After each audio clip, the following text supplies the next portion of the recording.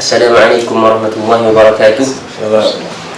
Alhamdulillahi rabbil alamin. Nahmaduhu wa nasta'inuhu wa nastahdihi wa nastaghfiruh wa na'udzu billahi min shururi anfusina wa min sayyiati a'malina. Man yahdihillahu fala mudilla lahu wa man yudlilhu fala hadiya lahu. Ashhadu an la ilaha illallah wahdahu la syarika lahu wa ashhadu anna Muhammadan 'abduhu wa rasuluh.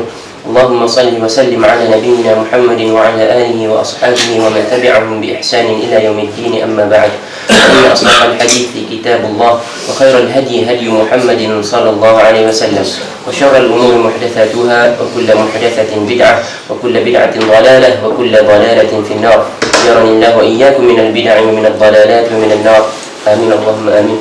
Alhamdulillah, kita bersyukur kepada Allah Subhanahu wa taala. Kita minta pertolongan daripada Allah Subhanahu wa taala daripada kejahatan diri kita dan dosa yang telah kita lakukan. Sesungguhnya sesiapa yang Allah Subhanahu wa taala berikan petunjuk hidayah kepadanya, maka tiada siapa yang mampu untuk menyesatkannya, dan sesiapa yang Allah Subhanahu wa taala sesatkan, tiada siapa lagi mampu untuk memberi hidayah kepadanya. Sesungguhnya sebaik-baik perkataan adalah perkataan Allah Subhanahu wa taala, dan sebaik-baik petunjuk adalah petunjuk Nabi Muhammad sallallahu alaihi wasallam. Buruk-buruk perkara adalah perkara baru dalam agama, dan semua perkara baru dalam agama adalah bid'ah, dan semua perkara bid'ah adalah sesat, dan semua kesesatan tempatnya di neraka. Semoga Allah Subhanahu wa taala menjauhkan kita semua daripada kesesatan, bid'ah dan neraka. Amin ya rabbal alamin. Alhamdulillah, kita bersyukur pada Allah Subhanahu wa taala atas nikmatnya hari ini kita boleh bersama-sama sekali lagi untuk datang ke majlis ilmu. Kita harapkan pada ini kita boleh mengangkat kejahilan daripada diri kita, mengetahui ilmu-ilmu yang mana sebelum ini menjadi kekeliruan bagi kita. Kita menjadi semakin yakin dengan apa yang kita amalkan dan apa yang kita percaya sebelum ini. Jadi alhamdulillah, kita bersyukur pada Allah Subhanahu wa taala atas nikmat yang diberikan ini. Kita berhenti selama seminggu ke 2 minggu? Seminggu. Kita skip satu kan, tapi sepanjang tu tempohnya 2 minggu lah kan. Dan punya minggu sebab rasa lama kan, rasa lama. Jadi alhamdulillah, hari ini kita boleh sama-sama lagi kembali masuk ke tajuk yang baru. Sebelum kita masuk ke tajuk yang baru tu, ada ke tak soalan-soalan berkaitan dengan, ada lagi keliruan ke tentang bab pertama yang berkaitan dengan zikir selepas sembahyang ni, doa-doanya? Sebab sebelum ni sembahyang kan, kadang ni nak masuk ke bab sujud sahwi lah hari ni. Ada ke apa-apa lagi yang kita rasa macam tak puas hati lagi? Kalau tak ada, kita terus masuk ke bab yang baru. Kalau ada, kita bincangkan dulu sampai puas hati. So, bagi MB biasanya yang suka bertanya itu lah. Sebelum kita masuk ke tajuk baru kan, kalau ada yang tak puas hati lagi. Okey, untuk kita ingatkan kembali lah sebelum kita mulakan tajuk yang baru kita. Minggu lepas kita bicara tentang doa ataupun yang kita patut baca ke dalam sembahyang kita, ataupun selepas sembahyang pun tak apalah kalau kita tak boleh baca dalam sembahyang kita, tentang bagaimana kita minta Allah Subhanahu wa taala supaya menambahkan kita, memperbaiki kita dalam ibadah, menjadikan kita orang yang bersyukur dan ibadah kita supaya diperbaiki. Allahumma a'inni ala dzikrika wa syukrika wa husni ibadatika. Dah boleh tu hafal untuk kita amalkan, mudah je doa tu. Itu salah satu yang kita bincangkan pada minggu lepas. Apa lagi kita bincang pada minggu yang sebelum tu? Tentang setiap orang wajib bersembahyang kan, walaupun dia dalam keadaan bagaimana sekalipun, dia wajib sembahyang. Kalau tak boleh berdiri, dia duduk. Itu hadiah yang terakhir tu. Sebagai ulang kaji sebelum kita masuk ke yang baru. Jadi ada abang-abang yang bertanya pada minggu lepas tentang bagaimana kalau orang ni dalam keadaan najis kan, dia sakit dan sebagainya, adakah dia tidak solat? Kebanyakan orang awam tu buat tak solat. Kalau kita pergi ke hospital, orang awam tak solat kat hospital. Sebab apa? Kalau kita tanya kenapa tak solat, pakcik kenapa tak solat, pakcik kenapa tak solat, dia akan jawab badan dia najis, katil dia najis, pakaian dia najis. Boleh ke hujan? Tak ada kat malaikat tak boleh solat juga. Betul ke hujan ni? Macam minggu lepas, tidak betul. Dia buat sekadar mana dia mampu. Kalau memang dia tak boleh nak gerak, nak apa semua, solat tanpa wuduk pun solat. Yang penting kena solat. Solat tidak akan gugur selagi mana kita hidup. Sebab tu Nabi kata, kalau tak boleh duduk, isyaratkan. Sampai isyarat Nabi suruh. Maknanya gugur ke tak kewajipan solat tu? Kalau setakat pada kamu najis, kamu boleh bergerak, boleh berfikir lagi, tidak gugur. Kecuali dah hilang akal lah. Sakit sangat apa jadi gila, rufi al-qalam lah, telah diangkat lah. Panel pencatat tu dah diangkat daripada kamu. Kita agak tak boleh cakap sakit. Kita jangan ingat diri kita jauh daripada keadaan tersebut. Kerana contoh kita ambil pandang ringan juga, bila kita bermusafir duduk atas kapal terbang, tak boleh ni seluar kotor, tak boleh ni tak ada semayang, tak boleh ni tak tahu kiblat. Betul ke tu semua? Boleh jadi hujah je? Tak boleh. Kalau betul kita tak boleh laksanakan benda tu, memang betul tak ada air, tak boleh nak tayammum, seluar kita kotor sungguh pun, terpaksa kena solat. Terpaksa kena solat dalam keadaan setakat mana yang kita mampu. Nabi Muhammad SAW ajarkan kepada kita, wa ma nahaitukum anhu fantahu. Apa sahaja yang aku arah kamu supaya kamu jauhi, aku larang kamu, maknanya aku tegah kamu daripada lakukan, fantahu, hentikan daripada melakukan. Wa ma amartukum fa'tu minhu mastata'tum. Dan apa yang aku ajarkan, arahkan kepada kamu, maka laksanakan ia, bawa ia datang sekadar yang kamu mampu. Mastata'tum. Ini yang Nabi larang, wajib kita tinggalkan semua. Yang Nabi suruh, yang Allah suruh, wajib kamu datangkan setakat yang kamu mampu. Boleh faham tak setakat yang kamu mampu kan? Allah memang suruh wajib. Nabi ajar kita wajib kiblat, syarat-syarat solat lah, ada 9 semua tu kan, dengan taharah dan sebagainya. Tapi kalau kita tak mampu, adakah kita gugur? Tidak. Tetap kena sembahyang setakat yang kita mampu, kerana mentaati Nabi Muhammad SAW dalam arahan baginda. Bab seterusnya iaitu bab sujud as-sahwi wa ghairihi. Bab baca bahasa Arab pun dah punya bahasa Melayu kan. Bab sujud sahwi wa ghairihi itu dan selain daripadanya. Di sini kita bagi definisi kepada, kita syarahkan makna tajuk dia dulu. Definisi sujud sahwi ni apa? Sujud sahwi memberi makna, sujud itu tahu dah. Sahwi makna kita dah sebut kan sebelum ni, sahwi bukan sahwi. Sujud sahwi apa maksud dia? Lupa. Maksud dia lupa. Maksud dari segi bahasanya lupa. As-sahwu an yansal musalli fayazidu syai'an fi salati aw yanqusuhu minha. Sahwu ni, lupa ni adalah seorang yang bersembahyang itu, memberi makna seorang yang bersembahyang itu lupa sesuatu ketika sembahyang, maka dia menambahkan sesuatu pada sembahyangnya ataupun mengurangkan sesuatu daripada sembahyang. Kurang ataupun tambah yang disebabkan oleh lupa, itu maksudnya dimaksudkan dengan sahwi. Lupa dengan cara menambahkan sesuatu ataupun mengurangkan sesuatu daripada sembahyang. Itu definisi tajuk kita, bab kita sekarang. Jadi hadis yang pertama daripada Abdullah bin Buhainah radhiyallahu ta'ala anhu qala, Abdullah bin Buhainah radhiyallahu ta'ala anhu telah berkata, inna Nabi sallallahu alaihi wasallam, bahawasanya Nabi Muhammad sallallahu alaihi wasallam shalla bihim adh-dhuhra faqama fi rak'atayn ulayayn. Sesungguhnya Nabi Muhammad sallallahu alaihi wasallam telah bersembahyang dengan mereka sembahyang zuhur, maka Nabi bangun pada 2 rakaat pertama, walam yajlis, dan Nabi tidak duduk. Zuhur ada berapa rakaat? Ada 4 rakaat kan? Selepas 2 rakaat pertama sepatutnya Nabi duduk. Kenapa duduk? Untuk tahiyat awal. Tetapi yang diriwayatkan oleh Buhainah ni, dia kata Nabi Muhammad SAW solat zuhur macam biasa pada hari ni, tetapi pada rakaat kedua kami expect dia duduk. Tiba-tiba dia bangun. Qama fi rak'atain. Okey, dia bangun pada 2 rakaat tu. Walam yajlis, dan dia tidak duduk. Faqama an-nasu ma'ahu, maka semua manusia jemaah itu semua berdiri mengikut Rasulullah SAW. Rasulullah bangun, dia orang expect duduk. Tiba-tiba Rasulullah bangun, semua pun bangun juga.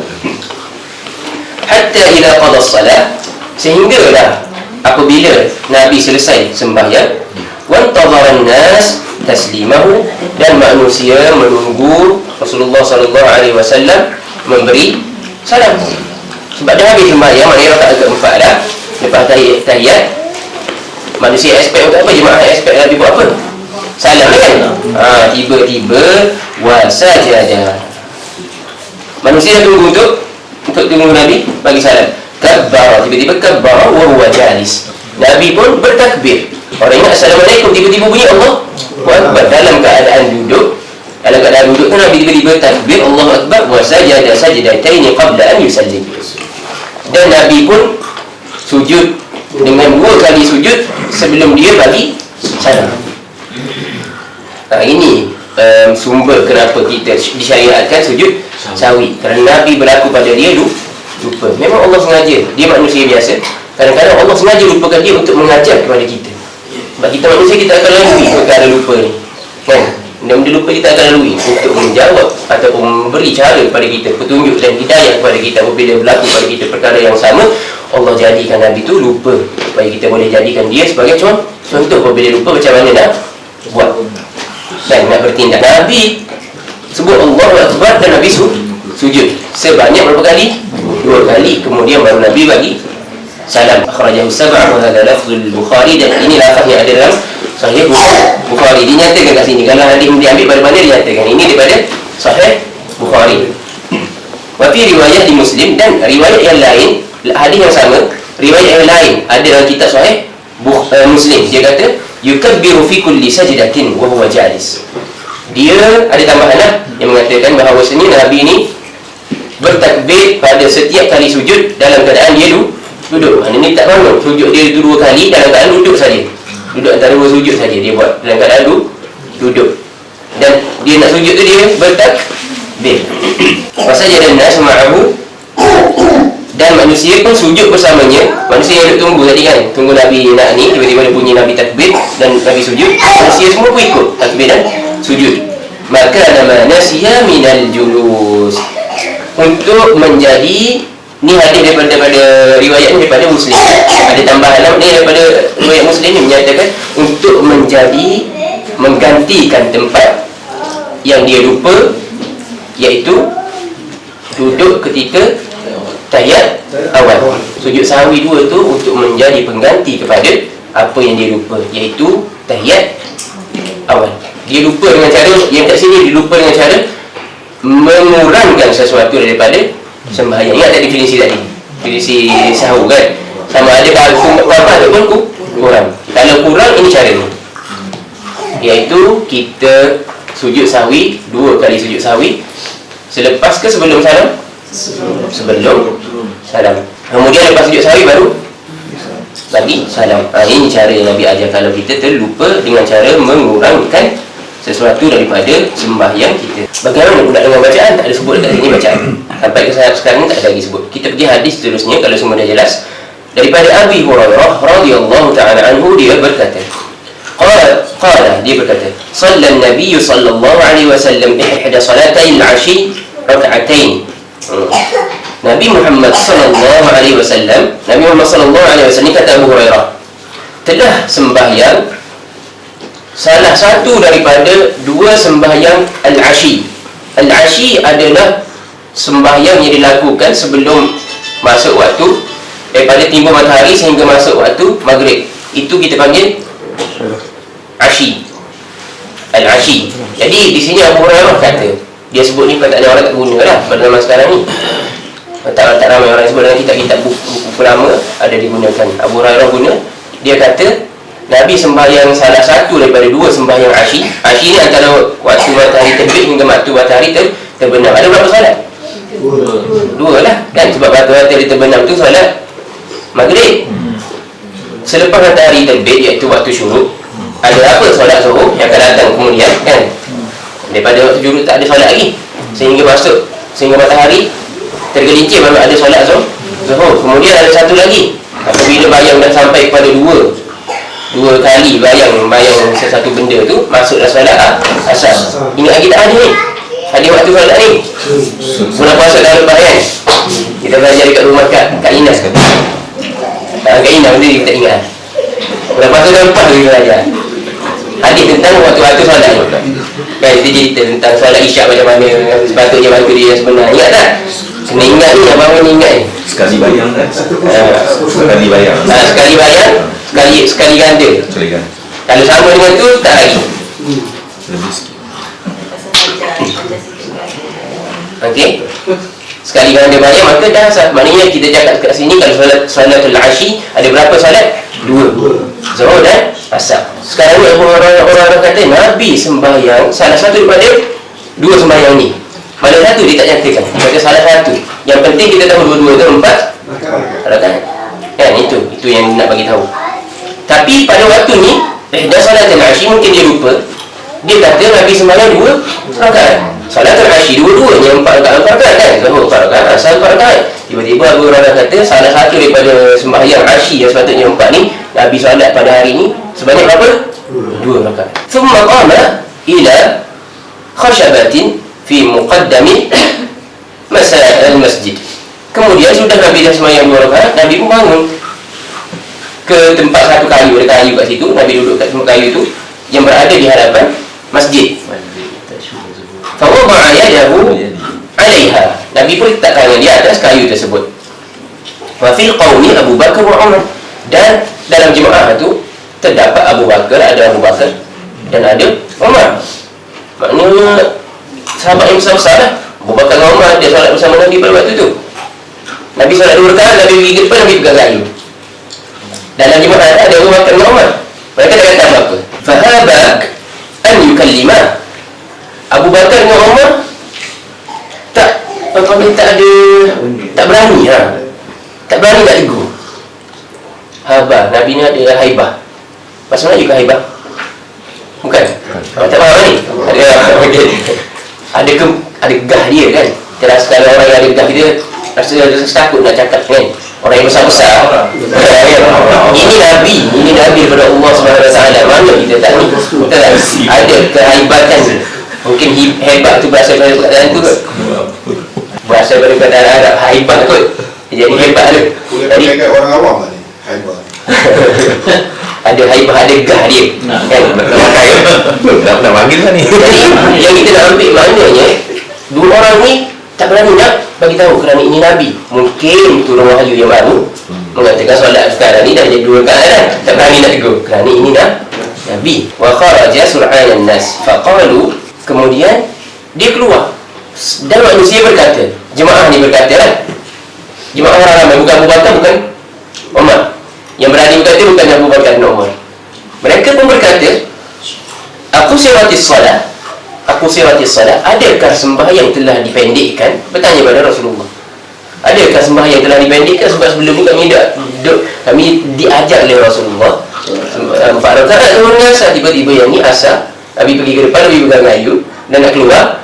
Kemudian Nabi tak ada cakap apa-apa. Jadi manusia bertanya satu sama lain, dah dipendekkan ke solat kita? Orang dah ribut, dah dipendekkan ke solat kita?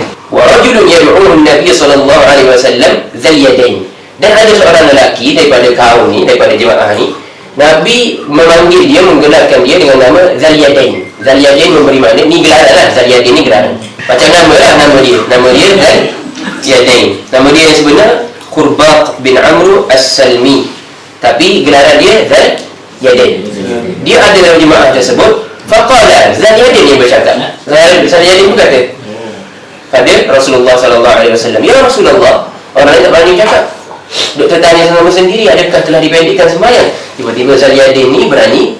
Dia cakap, ya Rasulullah, wahai Rasulullah, anasita am qassarta? Adakah Rasulullah lupa ataupun Rasulullah sengaja pendekkan? Dia berani tanya direct, adakah Rasulullah lupa ataupun Rasulullah pendekkan, sengaja pendekkan? Faqala lam ansa wa lam tuqsar. Dia tanya, adakah Rasulullah lupa ataupun sembahyang telah dipendekkan? Rasulullah pun jawab pada dia, aku tak lupa dan sembahyang tidak pun dipendekkan. Maknanya Rasulullah betul-betul lupa, dia tak ingat dia solat 2 rakaat. Dia ingat dia dah solat full 4 rakaat. Kan? Sahabat semua dah bising-bising lah sebab solat. Dzal Yadain tanya, Rasulullah, adakah awak lupa ataupun sembahyang telah dipendekkan? Tak lupa pun, dan tak ada pun sembahyang dipendekkan. Jadi sahabat tahulah Nabi waktu tu telah betul-betul terlupa. Qala bala qad nasit. Dia cakap betul, bala ni maknanya bahkan, indeed, in fact, bahkan Rasulullah dah lupa.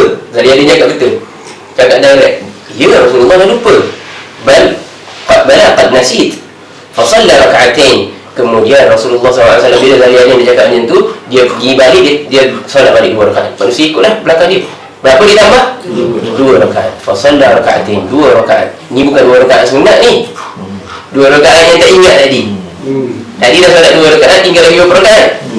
2 rakaat. Walaupun dah bangun, dah berbuat apa, Sekarang dah teringat, ada orang bagi tahu sebab benda tu wajib, pergi solat lagi.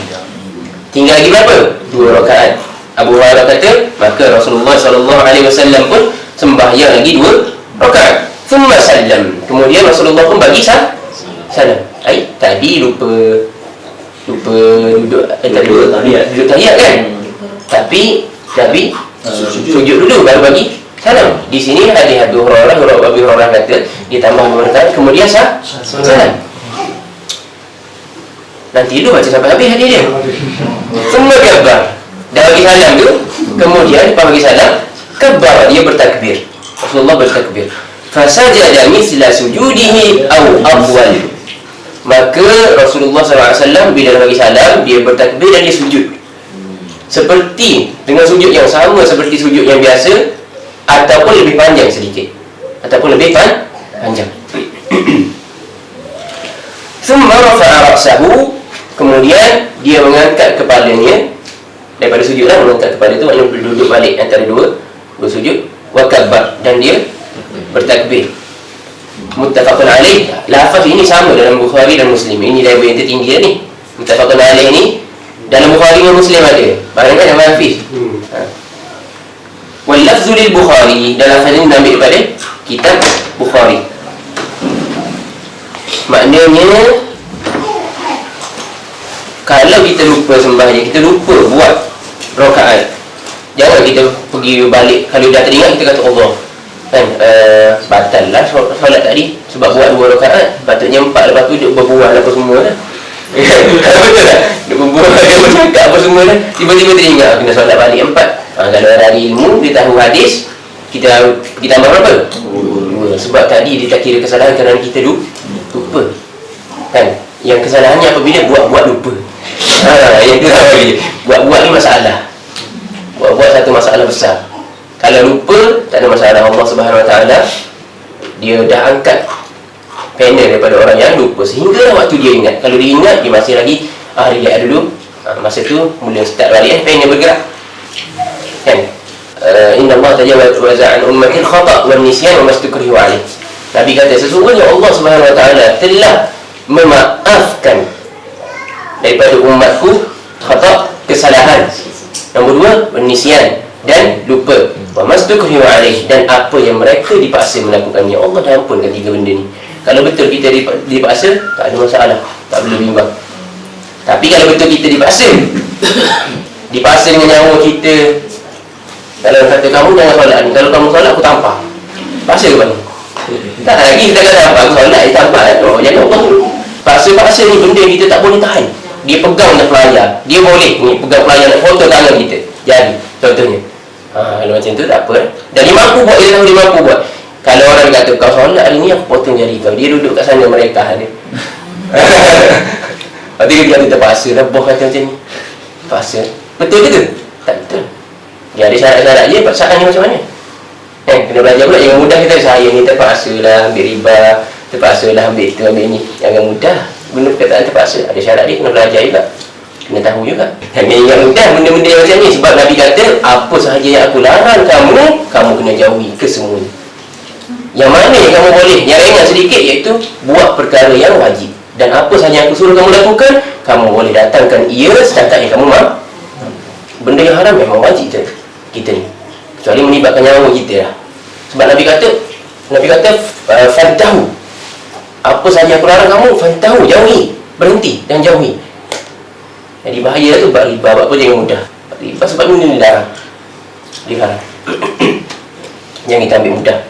Kalau nak buat ketaatan, yang tu dimudah sedikit. Kerana Nabi dan Allah Subhanahu Wa Taala kata la yukallifullahu nafsan illa wus'aha fa'tu minhu mastata'tum. Bawalah dia, datangkan ia apa yang kamu mampu saja. Yang tu tak apa, nak ambil mudah. Tapi yang haram boleh tak ambil mudah, nak kata darurat, nak kata terpaksa. Boleh ke tak? Tak boleh. Tak boleh mudah-mudah. Tak boleh mudah-mudah. Orang kita pergi faham mudah, agama mudah dia guna. Jangan. Yang mudah pada tadi, pada benda yang contoh solat tadi, dia tak mampu untuk solat dengan berwuduk, tak boleh nak ni dah semua, tak ada air apa, dia boleh tak ada wuduk. Itu agama yang mudah. Pada benda yang melaksanakan benda yang disuruh, pada benda yang meninggalkan benda yang dilarang, jangan. Tidak ada kemudahan di situ. Tidak ada kemudahan di situ. kecuali betul-betul 3 tadi: terlupa, tersalah, dan dipaksa ni kena betul-betul tengok definisi dipaksa yang mudah-mudahan. Kita pun cakap pengertian secara umum pengertian paksaan ni kena belajar sungguh dalam fawaid fiqhiyah, kaedah fiqh, bagaimana apakah benda yang dia anggap sebagai terpaksa. Ciri-ciri bagaimanakah yang boleh menjadikan perkataan terpaksa itu diiktiraf. Itu kena belajar dalam kaedah fiqh. Antaranya tadilah orang yang paksa kita tu, kita tahu dia mampu laksanakan, dan paksaan dia tu kita tak mampu untuk tahan. Tanpa kita mampu untuk tahan kan. Tapi kalau menyebab nyawa dia, culik anak kita ke, benda-benda yang kita tak mampu lah, kita tak mampu untuk tahan kalau dia laksanakan, dan kita tahu dia mampu untuk laksanakannya. Bukan cakap saja, kalau kita dipaksa, kecuali dua benda. Membunuh, walaupun dipaksa. Kalau kau tak bunuh dia, aku bunuh kau. Boleh tak kita pergi bunuh dia? Sebab kita kata kalau aku tak bunuh dia, dia bunuh aku. Boleh ke tak? Tak boleh. Di sini tidak diiktiraf, kerana nyawa kau dengan nyawa dia. Apa yang menyebabkan kau fikir nyawa kau lagi mahal daripada nyawa dia? Orang atas nyawa kau, nak selamatkan nyawa kau. Apa yang menyebabkan kau fikir nyawa kau lebih berhak untuk diselamatkan daripada nyawa dia? Sebab dua-dua nyawa. Jadi di sini kalau dia paksa, tak boleh buat apa. Kalau bos nak bunuh saya, kalau saya tak bunuh dia, saya tak boleh buat apa. Bunuhlah saya, tak boleh buat apa. Di sini tidak ada pengiktirafan kepada terpaksa, pada paksaan. Dan satu lagi, berzina. Bos besar kita, kalau kau tak berzina dia, tak berzina dia, aku bunuh kau, aku buang kerja ke apa. Kita dengar banyak benda-benda macam ni berlaku kan. Benda ni berlaku. Kalau kadang-kadang bos paksa minum arak, lepas tu kalau tak minum arak, kena buang kerja. Ini okey lagi, sebab tak apa. Maknanya kalau terpaksa betul, dia tak boleh. Pada waktu tu dia ada anak ke apa, kerja dia tak boleh hilang. Ini mungkin boleh dikira sebagai terpaksa kalau tak ada kerja lain. Tetapi kalau bos kata berzina, tak berzina buang kerja, boleh ke tak? Tidak boleh. Berzina dengan bunuh tak boleh. Ni aku cakap secara, ada lagi kaedah-kaedah dia, tapi nak bagi tahu sebab secara umumnya bukan mudah kamu nak menyatakan terpaksa semudah yang orang dia bawa sekarang. Begitu jugalah tak mudah kamu nak katakan, nak berhujah dengan Allah yang saya ni darurat, seperti mana ramai orang sekarang dia guna perkataan darurat pada benda haram. Tak. Pada benda wajib dia ringan sedikit, tapi pada benda haram tidak. Nabi suruh jauhi kesemuanya. Kena ambil perhatian lah kat situ. Kita orang yang belajar ilmu kena ambil perhatian. Mungkin orang lain kita boleh sampai kepada dia. Yang penting kita nak angkat kejahilan pada diri kita. Kita dah tahu, kita laksanakan pada diri kita. Mungkin orang lain ni boleh ambil istifadah, ada manfaat daripada kita pula bila kita dah faham. Ya. Kerana imam lupa. Kerana yang makmum tak lupa, semua dah balik lah. Jadi makmum kan dia kena pada awal kena makmum tak lupa. Tak lupa, tapi dia pun balik lah sebab imam tak lupa. Yang di sini kenapa kita cakap ni? Di sini kau tak nyatakan tadi, bagus tak sebenarnya, sebab lupa yang kau nak nyatakan. Di sini kenapa makmum tadi dia bangun bersama Nabi tanpa sebut subhanallah, tanpa tegur kan? Kenapa? Sebab ini kali pertama benda tu berlaku, tidak diajar lagi bagaimana cara untuk bertindak. Sebab itulah sahabat hairan. Kenapa jadi dua? Maknanya bagi dia fikir wahyu masih lagi diturunkan. Betul, sebab Nabi selagi mana Nabi masih ada, wahyu masih tu turun. Bila masa boleh bertukar pensyariatan. Lepas tu Nabi tak cakap lagi yang caranya kena tegur dulu kan, kena tegur dulu, kemudian sujud sahwi. Kerana hadis ini datang untuk memberitahu kepada kita pensyariatan sujud sahwi. Maknanya ini kan pertama kali lah. Sebab tu dia cerita, begini untuk menggantikan tempat yang dia lupa. Sekarang ini yang Abang Syarizan tanya berkaitan dengan realiti sekarang. Sekarang kita dah tahu ke tak macam mana cara nak buat? Dah tahu. Kita memang tak sampai lagi dalam hadis tu yang berkaitan tentang sebut subhanallah bagi orang perempuan tepuk tangan dan sebagainya. Tak sampai lagi, tapi kita cakap kita sekarang secara realiti dah tahu ke belum? Dah tahu. Jika imam tersalah, tugas kita sebagai makmum, kalau kita tak tidur dalam solat kita tak tahu, kita hidup lagi, tahu imam dah berapa rakaat, kita tahu ada makmum dia hadap pada imam tidur, dia lebih lagi tidur pada imam tak 2 rakaat apa dia rasa 4, imam kata aku rasa macam tersalah, betul imam 4 Aku rasa macam dua. Betul, 4 rasa. Dia tidur lebih pada imam lagi. Jadi kalau kita tak tidur dalam solat kita, kita tahu yang imam tu tersalah, apa tanggungjawab kita? Kita kata, kalau kita lelaki, subhanallah. Yang perempuan ni tak degil, banyak kali degil. Orang kata kalau imam lupa, imam lelaki tepuk tangan biar bunyi. Sebab tengok betapa Allah jaga orang perempuan. Dalam sembahyang menegur ni wajib kalau imam tersalah kan? Itu pun Allah tak bagi guna suara. Itu pun Allah tak bagi guna suara.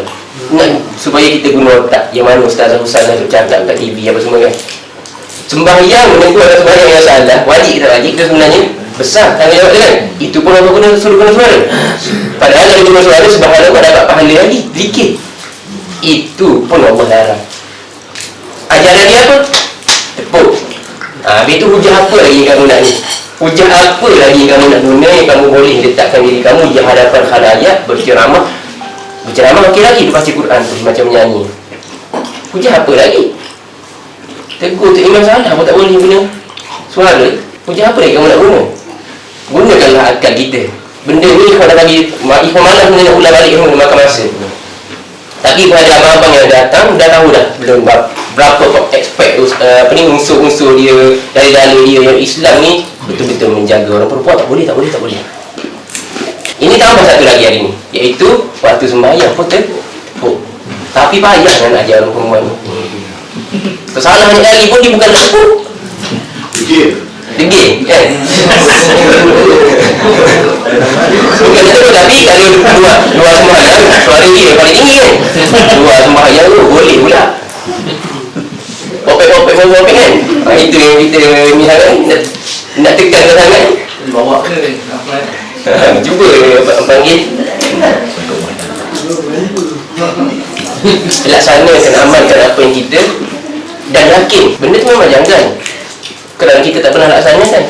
Tetapi kalau benda tu betul, biasa-biasakanlah. Biasa-biasakan yang betul-betulkan yang biasa. Yang kita dah biasa buat tu yang salah, kita betulkan. Itu maksudnya. Yang kita tak biasa buat, walaupun janggal, kita biasakan yang janggal itu. Kerana itu yang betul. Jadi di sini kita dah tahu imam salah, kita kena cakap subhanallah. Imam bila dia dah mahu nak cakap subhanallah, dia kena fikir balik, dia kena tersedar balik lah. Apa yang aku buat salah. Dan biasanya kalau makmum cakap subhanallah, imam dah naik dah, makmum kena naik bersama imam. Sebab ni Nabi tak tegur para sahabat, makmum kena naik bersama imam pada benda yang dia lupa. Bukan dia tambah ni, pada benda yang dia lupa. Pada benda yang dia kurangkan daripada sembahyang, makmum wajib ikut. Imam bila dah naik, dalam mazhab Syafi'i dia tak bagi lagi turun kalau dah naik. Tapi mazhab lain kalau nak turun pun boleh. Okay, tapi kalau dah naik terus, kalau dah naik terus, walaupun orang dah tegur kita dah naik, dia tak turun balik lah. Kalau kita tahu benda tu wajib. Perkara wajib bukan rukun. Perkara wajib dia gugur dengan lupa. Kalau dilakukan secara lupa, perkara wajib jadi gugur kewajipannya. Tetapi perlu diganti dengan sujud sahwi. Oh, abang Yusuf dah lewat ni.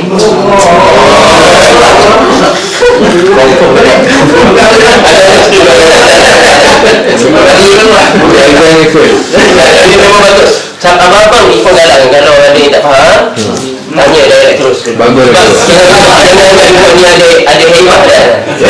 Okay? Tak ada haibah je. Ada tanya terus. Bagi kita sama-sama share kongsi ilmu. Tak perlu rasa ada ustaz ni ada bukan sangat, tak ada. Kita kira macam usrah, kekeluargaan kita share ilmu. Jadi kalau tak faham terus tanya, lagi bagus. Kita boleh, mungkin ada yang malu kan, ada yang malu, dia rasa ada haibah dia tak malu. Jadilah Zaliadin. Jadi macam Zaliadin. Okey, yang abang semua dah tahu makna sujud. Seperti mana kita tahu sujud? Sahwi, kena ingat sahwi, bukan sahwi. Lepas tu kita belajar kat sekolah dulu, cikgu-cikgu dah sebut sahwi kan. Kita kena ingat saya, bukan. Sahwi, asal dia daripada perkataan sahu. Sahawa, sahwun memberi makna lupa. Sujud lupa. Namun itu memang merujuk kepada makna yang dikehendaki. Sujud kerana lupa. Sujud kerana lupa. Dan lupa kita dah syarahkan, maknanya lupa dalam sembahyang ialah dengan cara mengurangkan ataupun menambahkan sesuatu pada perbuatan sembahyang kerana terlupa, bukan sengaja. Kalau orang ni sengaja kurangkan ataupun sengaja tambahkan, boleh tak dia nak ganti dengan sujud sahwi? Contoh macam tahiyat awal kan wajib, dia tahu kalau dia tertinggal dia boleh sujud sahwi. Kalau kalau dia sengaja, dia tengok jam, aku ni sibuk ni, ada meeting kejap lagi, aku nak cuba kompres sembahyang aku ni, nak jadi ke paling singkat aku boleh, tapi sah juga. Dia pun fikir, ni boleh ganti sujud sahwi lagi cepat pada tahiyat pada tahiyat awal. Contoh macam tu, kalau dia bijak kan, dia pun sengaja meninggalkan tahiyat awal, gantikan dengan sujud sahwi. Betul ke tak betul? Salah tak betul. Kerana kita tahu dah sujud sahwi untuk lupa. Kamu lupa ke sengaja? Itu agama Islam. Itu kita belajar bukan hafal saja. Minda kena bergerak. Waktu mendengar syarahan ke apa, minda kena bergerak, baru kita tak tertidur. Kalau tertidur dia macam mana minda tak bergerak? Dia pun telinga je, memang sedap lah. Okey. Jadi jelas tadi definisi tu jelas tadi lagi kan. Sujud sahwi kan. Jelas. Sujud sahwi bukan untuk orang yang sengaja, untuk orang yang lupa. Untuk orang yang lupa. Jadi abang cerita tadi soalan tu, apabila makmum dah balik tu dia bukan lupa, reka lah kan. Tadi balik tadi tak perasan lagi lah. Dia balik tu ke sembang-sembang kawan, tengok memang tak cukup satu. Sama lah. Kalau macam itu solat balik, ulang satu tambah satu. Dia lah, imam tak apa. Dah tak jumpa memang. Kalau dah lupa, dah tak ada orang ingatkan kita, Allah dah ampun kan masa. Kalau dah luput masa dia, dah mungkin besok. Tak ada masalah. Esok ke 1 bulan lepas tu kan, Tahun depan kalau kita ingat, kita solat balik. Sebab apa? Sebab Allah kata wa aqimis solata li dzikri. Kamu selagi mana kamu tak wa aqimis solat tu, hendaklah kamu tunaikan sembahyang li dzikri, kerana mengingati aku, kerana kamu teringat, mengingat kepada aku. Maknanya kalau kita teringat ada kesalahan kita, lebih lagi perkara yang rukun kena ganti balik lah. Satu tak semua lah. Bukan semua lah. Benda ni berlaku, tak ada masalah. Lebih-lebih lagi kita ni kadang-kadang tu dunia melegakan kita. Dunia ni kadang-kadang kita terpaksa kena ni. Dia datang sendiri, bukan setiap manusia otak dia kan datang sendiri. Berlaku pada Ikhwan minggu lepas. Contoh, Ikhwan pergi nak Vaibah, bukan perkara kecil lah kan Vaibah. 2 malam sebelum tu tak lengah dah tidur. Tersedar pukul 4, tersedar pukul 5, tersedar dulu tu pukul 3. Besar malam ni panjang kan ni. Kadang yang kita tak mampu untuk kawal.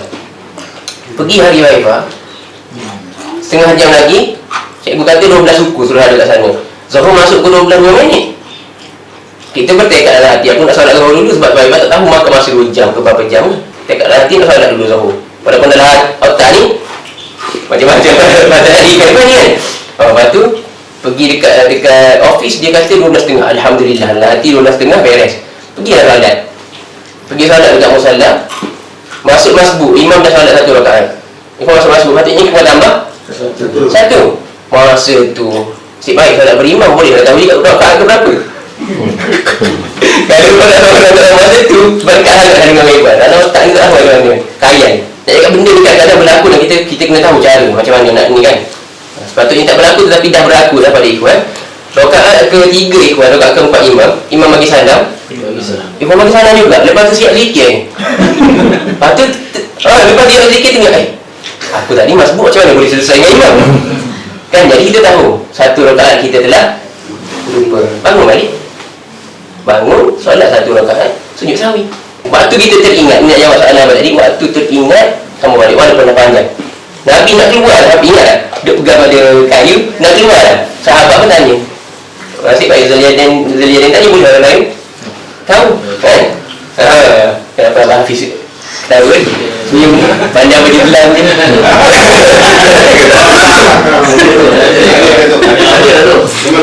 Okey, jadi dah tahu walaupun dah lama masa dia, kita dah bercakap dengan kawan, bersembang, tiba-tiba Allah ilhamkan kepada kita telah melakukan kesalahan, terlupa, tak cukup lagi rukun solat kita pergi pada waktu tu. Stop bercakap, pergi solat. Kan Allahu Akbar tambah balik 1 rakaat, kemudian sujud Sujud sahwi tu selepas salam ke sebelum salam? kalau ikutkan yang ni selepas lah. Lepas kan? Kalau ikutkan yang ni, kalau nak ikutkan betul-betul selepas. Tapi sebenarnya kalau ikutkan pandangan ulama, dua-dua boleh buat lah, asalkan sujud sahwi. Imam sendiri pun dia susah untuk bezakan. Kalau kat sini biasanya dia bagi salam dulu, kemudian sujud sahwi, kemudian bagi salam balik sekali lagi, betul tak? Sujud sahwi sepatutnya, kalau sifir mudah yang mana cikgu kita dah ajar kat sekolah dulu kan, sujud dulu kemudian bagi salam. Sebab orang biasanya kalau ikut hadis yang pertama tu, dia bagi salam ke tak tadi? Lepas pada tu dia tak bagi salam.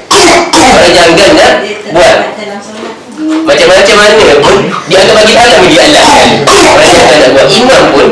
Imam ikut dah hadis yang pertama tadi, tetapi imam tetap juga kena buat yang last. Kenapa? Kadang-kadang kalau dia tak bagi salam, orang tu kekal kat situ, jemaah kekal kat situ, tak habis lagi. Itu sebab ni kadang-kadang ni. Jadi sebab itu faham kenapa kat sini jadi 2 kali salam. Tapi sebenarnya diikutkan kalau kita kurang, macam yang hadis pertama tadi, kalau kurang kita buat salam selepas sujud sahwi.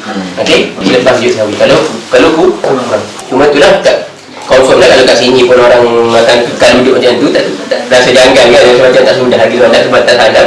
Kalau kat Malaysia apa tak hari akan kekal kat situ. Takut lah tak bangun kan, jadi tak salam lagi ni.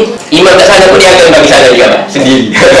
Bila kita teringat, kena laksanakan apa yang kita telah lupa tentang solat. Okey. Tak jelas tu tak? Yang tadi saya nak sambung, kalau imam dah bangun selama terus baru kena turun balik ke? Ini perincian ini kalau ikut mazhab Syafi'i, dia bergantung pada mazhab. Yang ikut raja tak ada masalah sebenarnya, kecuali bila dah bangun, dah komplit dah bangun. Bila dah bangun komplit, jika perkara yang kita tinggal tak diwajib, sebab kita dah masuk ke rukun dengan wajib, mana satu lagi besar? Rukun dengan wajib mana satu lagi besar? Ini abang-abang kena tahu ni. Ini sebab tu ajak daripada awal lagi dulu suruh datang ni. Benda ni rukun dengan wajib tak sama. Rukun dengan wajib tak sama. Kita kena beza. Bagi kita rukun tu wajib kan, wajib tu wajib sama. Sama tak? Jangan rukun sebab tu panggil rukun, tak panggil wajib. Kalau benda tu sama, kenapa kita bezakan pada istilah? Berbeza istilah memberi makna, berbeza makna. Itu penting. Sebab tu kita jangan kita rasa belajar bab solat je, aku dah pada kecil tahu dah solat ni, tak nak datang. Jangan. Sebab yang cakap, kita tak mungkin boleh jadi orang yang berilmu kalau kita tidak belajar. Mungkin. Dan tak mungkin benda tu diajar kalau dia tidak bermanfaat ataupun dia tidak penting. Tak kenapa. Kita cuba fikir kenapa ustaz ni nak ajar tentang solat. Apa dia orang yang dah besar? Jangan. Kita berfikir kita ni bukan tak kita fikir tadi, kita fikir kenapa ustaz tu bertindak untuk memilih tajuk tu. Kan tajuknya untuk budak kecil, tak sesuai lah. Maknanya bukan ada kita salah anggap lah, bukan budak kecil lah. Kalau dia nyatakan audiens dia orang besar, tiba-tiba dia pilih tajuk solat bukan untuk budak kecil lah, kita yang tersalah anggap. Jadi rukun dengan wajib berbeza. Beza dia macam mana? Rukun dia lebih besar kewajipannya daripada wajib. Kerana tanpa rukun benda tu batal. Wajib boleh jadi, kalau tanpa wajib boleh jadi dia masih lagi sah. Bila? Pada keadaan kita terlupa. Rukun kalau kita terlupa tetap batal. Kita terlupa baca Al-Fatihah, terlupa satu rakaat, batal tak solat kita? Batal. Kalau kita tak datangkan balik, sebab tu kata tadi kepada abang kena datangkan balik. Sebab benda ni berkaitan dengan rukun. Tapi kalau wajib, yang kita tinggal tu hanya wajib, tak sampai ke tahap rukun, hanya wajib. Benda kita tinggal tu kerana kalau kita tinggal tu kerana lupa, sah. Tapi kena sujud sahwi selagi mana kita dalam masa sujud sahwi. Kalau kata kita tinggal tu kerana terlupa, tiba-tiba sujud sahwi kita lupa juga. Dah lama dah tak patah ayah untuk balik, sebab sujud sahwi pun wajib bukan rukun. Yang kita tinggal tu tadi pun wajib bukan rukun. Tergugur daripada kita. Jadi sekarang ni soalan abang tadi, bila kita dah bangun itu wajib ke rukun? Rukun berdiri dan sembahyang adalah rukun. Yang kita tinggal tadi, duduk pada rakaat kedua untuk tahiyat awal, wajib ke rukun? Wajib. Jadi wajib dengan rukun lebih besar. Tak logik akal kita tinggalkan rukun untuk kembali pada wajib. Itu penting tu. Lepas tu itu ulama kata tak boleh turun. Kerana kamu dah ada dalam rukun. Yang tadi kamu nak turun tu wajib. Kalau kita tengah jalan on the way, tak sampai sebab lagi, boleh nak turun. Kerana tak masuk pada rukun lagi. Imam Syafi'i membenarkan. Imam Syafi'i tidak benarkan kalau orang dah ni dia turun balik tak benar. Benda ni sepatutnya tidak boleh dilupakan kerana kita buat setiap hari, 5 kali sehari. Kalau kita belajar untuk mengamalkan, sepatutnya kita tidak lupa. Masalah kalau kita belajar untuk bahas dengan orang lain ke, itu yang banyak orang belajar baik kemudian lupa. Untuk tahu, hanya untuk tahu, bukan untuk amal. Dan itu yang kebanyakan orang lupa. Kalau kita niat untuk amal, belajar mengangkat kajian kemudian untuk amal, kita tak lupa. Ikhlaskan niat itu penting. Bila datang untuk ilmu, ikhlas niat kita untuk mengangkat kejahalan diri kita dan untuk mengamalkan apa yang kita tahu betul. Itu penting. Kita kena ikhlas, niat kita ikhlas. Sekarang ni je dah kat situ. Ada soalan lagi? Tak ada soalan, alhamdulillah. Tapi kita nak juga orang yang sama macam itu. Kalau Ikhwan salah, terus tegur Ikhwan. Hadis seterusnya, sampai kat sini tak dinyatakan lagi bacaan. Yang dinyatakan pada hujung hadis, Abu Hurairah kata sujud yang sama seperti dia sujud sebelum ni, ataupun panjang, lebih panjang lagi daripada sujud biasa. Itu saja.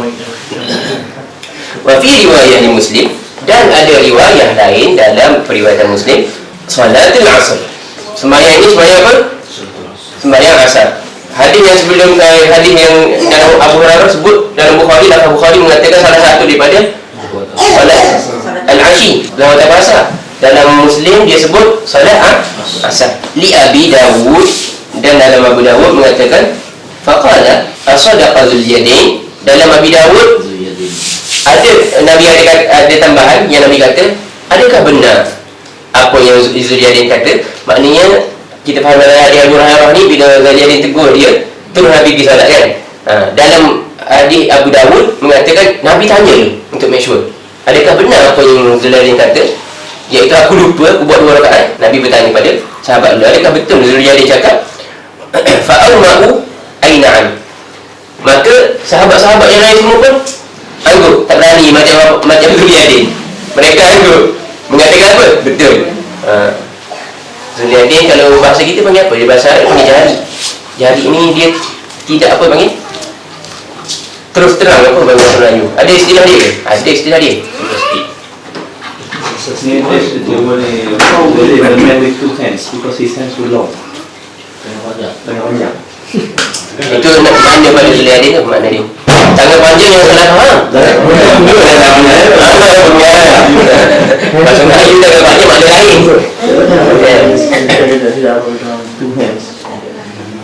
Zulyadain ni yang mempunyai 2 tangan.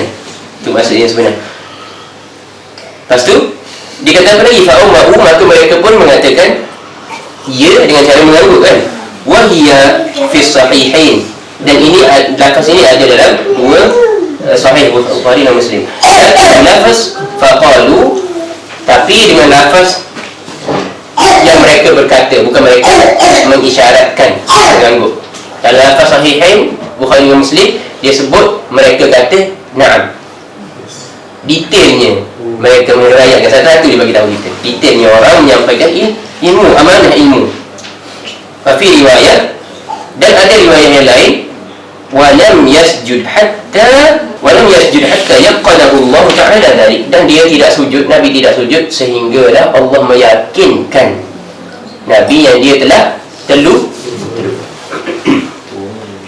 Dah yakin dah lupa dah, baru dia tambah 2 rakaat kemudian dia sujud. Hadis ini, ada lagi. Macam tadi macam kita lebihkan rukun daripada yang wajib. Kalau katalah kan kita macam rakaat tiga tu, kita tertinggal yang rukun, macam duduk antara dia sujud dengan sujud yang kedua, lepas tu kita dah bangun. Ini antara rukun dengan rukun masuk akal kan. Kalau dah bangun rakaat yang tadi terbatal dah. Kena tambah 1. Selagi mana rakaat kita tidak terbatal, kita berada dalam rukun yang lain. Yang kita tinggal tadi pun rukun, kita kembali pada rukun terus. Selagi mana rakaat kita tidak lagi selesai. Turun. Kalau dah naik, tak boleh turun lah. Sebab dah masuk rakaat yang lain. Satu rakaat. Dah tambah satu rakaat yang lain lah. Kalau sebelum kita naik, contoh macam kita duduk macam ni, kemudian kita lupa kita duduk antara dua sujud ni. Kita sujud sekali, lepas tu terus naik. Kita duduk tak, contoh sepatutnya kita kena rukuk. Ambil contoh lain, kita kena rukuk. Kita tak rukuk, kita terus sujud. Dua-dua tu rukuk. Macam mana kita nak buat? Tambah tu. Tidak. Sebab tak habis lagi rakaat ni. Kita kembali lah. Bangun balik. Rukuk. Ya. Faham tak makna habis rakaat? Habis rakaat apabila kita bangun kembali ke rakaat yang lain. Tadi kita masih dalam rakaat yang sama, kita tinggalkan rukuk. Kita terus pada sujud. Masih lagi dalam rakaat yang sama. Boleh tak mundur? Boleh. Sujud sawi. Baiki balik rakaat tu sebab kita masih lagi berada dalam rakaat tersebut. Kalau kita terdiri untuk rakaat. Berdiri untuk rakaat yang lain tak boleh lah, batal lah rakaat tadi sebab ada Kita kena tambah satu. kena tambah satu.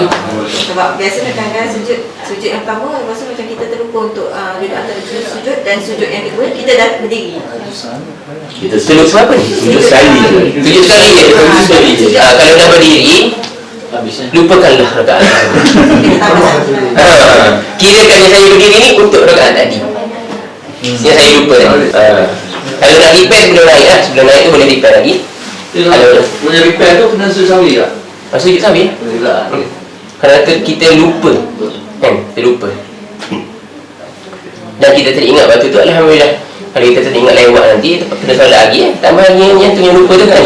Kena juga kalau kita ingat. Sebab tu lupa. Kalau di luar solat Tambah satu rakaat. Tapi benda ni memang berlaku. Ingat dulu masa sekolah mendengar Ustaz Kuwaiti, dia salat, dia terlupa sujud. Dia baiki baiki, tak ada masalah. Lupa ni kita tak boleh salahkan manusia, kerana Allah buat manusia ni lupa. Cuba kita tengok hadis tadi, Allah buat kita lupa. Hadis Nabi kata, inna Allah tajawaza an ummatil khata' wan nisyan wa mastukrihu alaih. Ambil perkataan nisyan. Apa maksud nisyan? Lupa. Apa maksud insan dalam bahasa manusia dalam bahasa Arab? Insan. Kenapa dinamakan manusia sebagai insan? Kerana dia nasi, pelupa. Kerana nisyanu, di ajli nisyani sumia insan. Kerana disebabkan nisyanu, kelupaannya, dinamakan dia sebagai insan. Tidaklah dinamakan kita ni manusia kecuali kerana kita lupa. Jadi kita tidak boleh disalahkan kerana fitrah yang Allah SWT buat. Sebab tu Allah ampunkan kita. Masalahnya bila kita teringat atau buat-buat lupa. Itu bahaya, buat-buat lupa kan? Malas solat, buat-buat tak ingat, tengok TV. Buat-buat lah tu. Malas solat subuh, buat-buat, lupalah subuh habis berapa. Buat-buat tu tak boleh. Jangan. Atau kita dah ingat dah, tapi abaikan buat-buat macam kita ni tak ingat lagi. Solat tu ada waktunya, kita tahu kan. Kita leka buat aktiviti tak tengok pada jadual solat kita.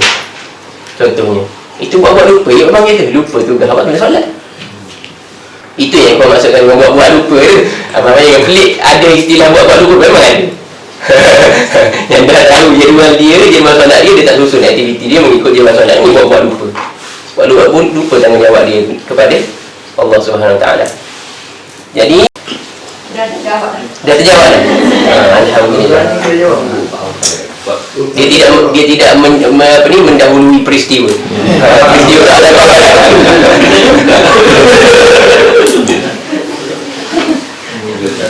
Okay. Jadi hadis ni panjang hadisnya. Syarahannya juga panjang.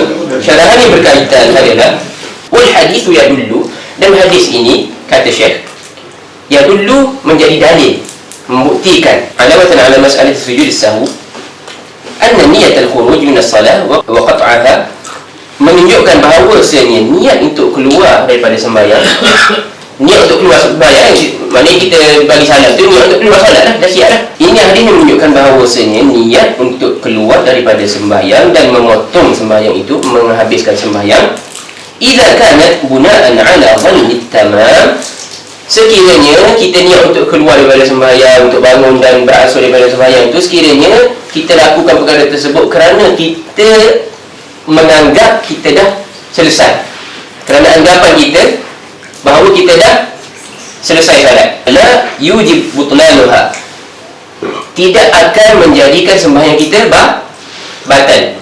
Sebab kita berhenti tadi, kita keluar daripada solat kerana kita anggap kita rasa kita dah selesai. Kalau kerana kita buat benda tu kerana kita sangka kita dah selesai, batal tak solat kita? Tak batal. Tak batal lagi. Solat kita tak batal lagi dalam solat, sebab kita yang menyangka, sedangkan di sisi Allah sebenarnya tak lagi. Hamba aku tengah leka, dia solat tapi dia tengah bercakap apa semua, dia bagi salam dah, dia tengah leka lagi. Sebab tu lah Nabi tak ganti balik tadi, sebab tak batal lagi yang 2 rakaat tu. Buktinya hari tadi lah, kalau kita buat, kita berhenti solat kita kerana kita rasa kita dah siap, solat kita masih lagi tidak batal. Kerana kita betul-betul rasa kita dah siap, sebenarnya tidak lagi. Allah sebab tu kata Allah tak hukum kita kerana kita lupa dan tersalah. Ini tersalah, kita tersalah anggap yang kita dah siap. Walau sallama at-taslimatain, walaupun kita telah bagi salam 2 salam, dah bagi salam lah dua-dua tu, dah batal belum? Walaupun dah bagi salam, tak batal lagi. Kalau kita keluar, kita bagi salam tu atas niat yang kita ni dah habis, tak batal. Wa anna kalama man dhanna tamam la yubtil salat, dan percakapan orang yang sangka dia dah habis sembahyang, dia ada bercakap, ada berbual, adakah akan membatalkan solat dia tadi? Tidak juga. Bukti dia tak, bila yang Nabi tanya lagi, betul ke apa ni kan? Betul ke? Apa ni? Tak ada kata Allah dah cakap dah batal lah solat aku, kena solat batal balik. Itu tak betul lah. Yang betulnya walaupun kita bercakap, tak membatalkan lagi 2 rakaat pertama kita tadi, tambah, cuma kena tambah 2 lagi. Kerana kita bercakap tu bukan kita sengaja, tetapi kita bercakap kerana kita sangka sembahyang kita dah selesai. Wa anna al-kalama 'amdan fi mithli hadha al-maqam li islah as-salat la yufsiduha. Dan sesungguhnya kita bercakap tu dengan cara sengaja pada kedudukan begini, pada keadaan begini, adalah untuk kemaslahatan sembahyang kita, bukan untuk merosakkan sembahyang. Sebab kita tanya orang, aku solat berapa tadi? Untuk apa tu? Maslahat pada solat. Kalau ada kesalahan, kita nak tambah. Jadi di sini perkataan kita tidak membatalkan sembahyang kerana untuk kemaslahatan sembahyang, bukan untuk kerosakan sembahyang. Apa saja pergerakan kita ke apa, kalau untuk kemaslahatan sembahyang tidak membatalkan. Ingat lagi tak hadis Nabi Muhammad SAW pegang syaitan ni. Dia kata dia pegang syaitan. Dia berjalan waktu solat. Tengah solat dia berjalan ke belakang, apa tangan dia pegang. Ingat tak hadis ni? Sampai dia kata dia rasa kesejukan lidah syaitan di tangan dia. Waktu tu tengah solat, kalau kita ikutkan batal lah solat dia, berjalan ditangkap lah. Tapi dia tangkap tu kenapa? Kerana syaitan tu datang bawa kayu, ada api, nak pukul Nabi. Dalam keadaan Nabi solat, nak mengganggu solat dia, nak mengganggu kekhusyukan solat. Jadi Nabi bergerak tu untuk kemaslahatan solat, supaya tidak terganggu dan tidak hilang tu khusyuk. Batal ke solat Nabi? Tidak. Lepas tu Nabi undur balik. Nabi lepas dia, Nabi undur balik. Nabi solat macam biasa, sambung. Lepas tu sahabat tanya, Nabi cakap lah, aku tangkap syaitan. Ikut mana ceritakan, abang ada kat sini yang tak tahu lagi? Tak tahu. Tak tahu. Okay. Ikut cerita lah. Jadi Nabi Muhammad SAW mundur, kemudian sempurnakan solat dia. Sahabat bertanya, apa yang telah berlaku? Rasulullah, kamu berhadapan, kemudian kamu mundur waktu solat. Rasulullah SAW kata, syaitan datang bawa satu bunga api, nak pukul aku dalam sembahyang. Aku pergi tangkap dia sebelum dia sempat. Aku pergi tangkap, pegang tengkuk dia sehingga lidah dia terjelit. Aku boleh rasai kesejukan lidah dia, air liur dia di tanganku. Nabi kata macam tu. Kalau aku terfikir pada waktu tu untuk aku ikat dia di dinding Masjid Nabawi supaya orang boleh tengok, ni syaitan nak kacau manusia. Dan yang kita tak takut syaitan, tak cerdik kita. Kita takut pada jin kan. Ajar anak kita takut hantu kan. Tak cerdik sebenarnya. Manusia yang takut pada makhluk tak cerdik. Siapa yang pegang tu? Manusia ke jin? Jin sebenarnya dia dah nak berlari nampak manusia. Okey, get ready, get set. Tiba-tiba manusia, sahabat aku datuk nenek kami lalu, tak jadi ya. Tak jadi, relax kan, relax. Tak payah lari ya. Orang ni tak cerdik. Kita tak nampak dia saja. Lepas tu kita takut kat dia. Sebenarnya kita tak kena takut pada dia, takut pada Allah SWT. Dia makhluk Allah juga. Kalau Allah tak izin, dia tak boleh buat apa-apa mudarat ataupun manfaat yang tak boleh bagi pada kita. Kita dah ajar nak kita takut hantu. Tak betul ajaran kita. Tak betul ajaran kita. Nabi pegang, Nabi kata, aku nak tunjuk, kalau boleh aku nak tunjuk kepada orang, biar orang boleh tengok. Nak ikat dia di dinding masjid. Ni nak kacau orang semayang ni, bagi orang boleh tengok. Kalau bukan kerana aku teringat doa saudaraku Nabi Sulaiman alaihi salam, yang mana mengatakan kepada Allah, dia minta kepada Allah, Rabbi habli mulkan la yanbaghi li ahadin min ba'di. Doanya Nabi Sulaiman minta dengan Allah, ya Allah, berikan kepada aku satu kekuasaan yang tidak layak untuk orang selepas aku memilikinya. Kalau bukan aku teringat doa Nabi Sulaiman ni, pasti aku dah sampai kat situ. Tetapi aku teringat doa Nabi Sulaiman, dia minta dengan Allah, orang lain tak layak berkuasa kepada jin, ke atas jin, kecuali Nabi Sulaiman. Sebab Allah bagi kuasa apa pada Nabi Sulaiman? Untuk dia kawal jin. Jadi sesiapa tu, bomoh ke, ustaz ke, yang dakwa boleh letak jin dalam botol, boleh suruh jin ni, penipu. Nabi yang kata lah, benda ni telah khas diberi oleh Allah, sebut dalam Quran, telah khas diberi kepada Nabi Sulaiman. Dan kami tak rasa Allah menipu dalam Al-Quran, dan kami tak rasa Rasulullah SAW menipu. Yang kami tahu, kalau kamu cakap macam ni, kamulah penipu. Walaupun kamu pakai serban besar, tapi kamu penipu. Kalau kamu kata boleh tangkap jin tak dalam botol, boleh suruh jin ni lari, boleh suruh jin ni datang, tidak, penipu. Dan rugilah siapa yang pergi berjumpa dengan kamu. Rugilah duit-duit mereka yang duk bayar. Jangan kita tertipu. Sebab tu ilmu penting. Jangan kita tertipu. Tidak ada siapa yang boleh untuk mengarang. Hanya Allah Subhanahu Wa Taala yang boleh. Apa saja berlaku tak kena Allah Subhanahu Wa Taala. Bukan pergi jumpa dengan ustaz ni, ustaz tu. Sebab dia tak boleh. Nabi pun tak boleh kerana doa Nabi Sulaiman. Apatah lagi orang biasa, walaupun dia namanya Jadi boleh tahu kan, nak tahu macam mana penipu. Once ustaz ni kata dia boleh letak jin dalam botol, tak ada usah, tinggalkanlah dia. Ni bukan mengajar supaya gaduh dia, fitnah dia, tak. Ini untuk diri kita supaya meninggalkan dia. Sebab kita tahu dah dia apa ni. Nabi Muhammad SAW bergerak tu tidak membatalkan solatnya. Kerana apa? Untuk kemaslahatan solat. Seperti mana Nabi Muhammad SAW suruh kita bunuh jengking dan ular sekiranya kita tengah solat, dan nampak benda tu, bunuh dulu. Nabi kata jengking dan ular bunuh dulu, kemudian sambung balik solat. Kerana apa? Kerana untuk kemaslahatan solat kita juga. Duduk solat-solat, pang dah terpatu, masalah mana kan? Sebab tu tak betul orang yang apa ni, berlaku gempa bumi ke apa tu, dia masih lagi kekal dalam solat dia. Tidak. Selamatkan diri kamu dulu. Agama Islam datang untuk menyelamatkan 5 benda, maqasid syariah. Antara yang terbesar adalah nyawa. Kenapa solat itu diturunkan? Kerana untuk menjaga 5 benda ni. Solat dan persyariatan, benda lain, bagaimana dihaji, bagaimana menjauhi riba, bagaimana urusan anak kahwin ke apa ke. Kenapa Islam menurunkan syariat ini? Untuk menjaga 5 benda. Harta, untuk menjaga anak apa ni, nasab, keturunan, kan, untuk menjaga nyawa. Jadi tak logiklah kalau kamu berada di empat bangunan kerana untuk solat. Tak logik. Allah suruh, Allah je turunkan solat tu untuk selamatkan 5 benda ni, antaranya nyawa. Tak logik. Lepas tu penting orang nak belajar agama, dia kena akal, kena ada. Lepas tu Ikhwan Salam kata, masalah kita sekarang ni yang berlaku kerana apa yang kita orang-orang kita buat sebelum ni, iaitu mak ayah kalau anak tak pandai belajar, iaitu dia masukkan ke sekolah agama, pondok ke apa kan. Anak pandai jadi doktor, anak pandai jadi arkitek, jadi macam-macam lah, engineer dan sebagainya. Anak yang paling tak pandai, yang tak boleh nak buat apa dah, yang tu dia tak belajar agama. Tiba-tiba dia pun kata, kenapa ustaz kita cakap macam ni, cakap macam ni, ustaz ni cakap macam ni. Dah kamu hantar anak kamu ni nak jadi ustaz tu, orang macam mana? Dia bukan ni saja, dia tengok akal. Konsep agama Islam kita hanya boleh fahami dengan akal. Sama kenapa ustazah boleh keluar ke apa ni, radio, boleh keluar ke TV, boleh keluar ke YouTube dan sebagainya. Ustazah Melayu saja pernah nampak ustazah Arab yang pakai kudah apa semua keluar. Pernah nampak? Ada. Pernah nampak dia ada ceramah dia dalam dewan dia, tapi ada rekod video? Tak ada. Sebab dia faham. Agak-agak pergi ada kan ustazah agak-agak semua kan? Ada dia rekod? Tak ada. Sebab dia faham. Itulah ustazah yang faham. Jadi kita tahu lah ustazah ni kalau dah ada dalam TV, kita dapati video dia, apa saja yang dia cakap, kita rasa syak nak ambil. Sebab benda, konsep agama Islam pun dia tak faham. Kan kita cakap tadi, dalam sembahyang Allah suruh tepuk saja. Kalau terpaksa keluar, Allah sebut dalam surah Al-An'am, takhda'na bil qaul fayatma'al ladzi fi qalbihi marad. Kalau kamu terpaksa keluar untuk darurat, nak bercakap dengan orang, wala takhda'na bil qaul, jangan kamu semua melembutkan kata-kata kamu. Maknanya kena kasarkan. Kalau terpaksa nak cakap dengan orang luar, paksa kena kasarkan suara.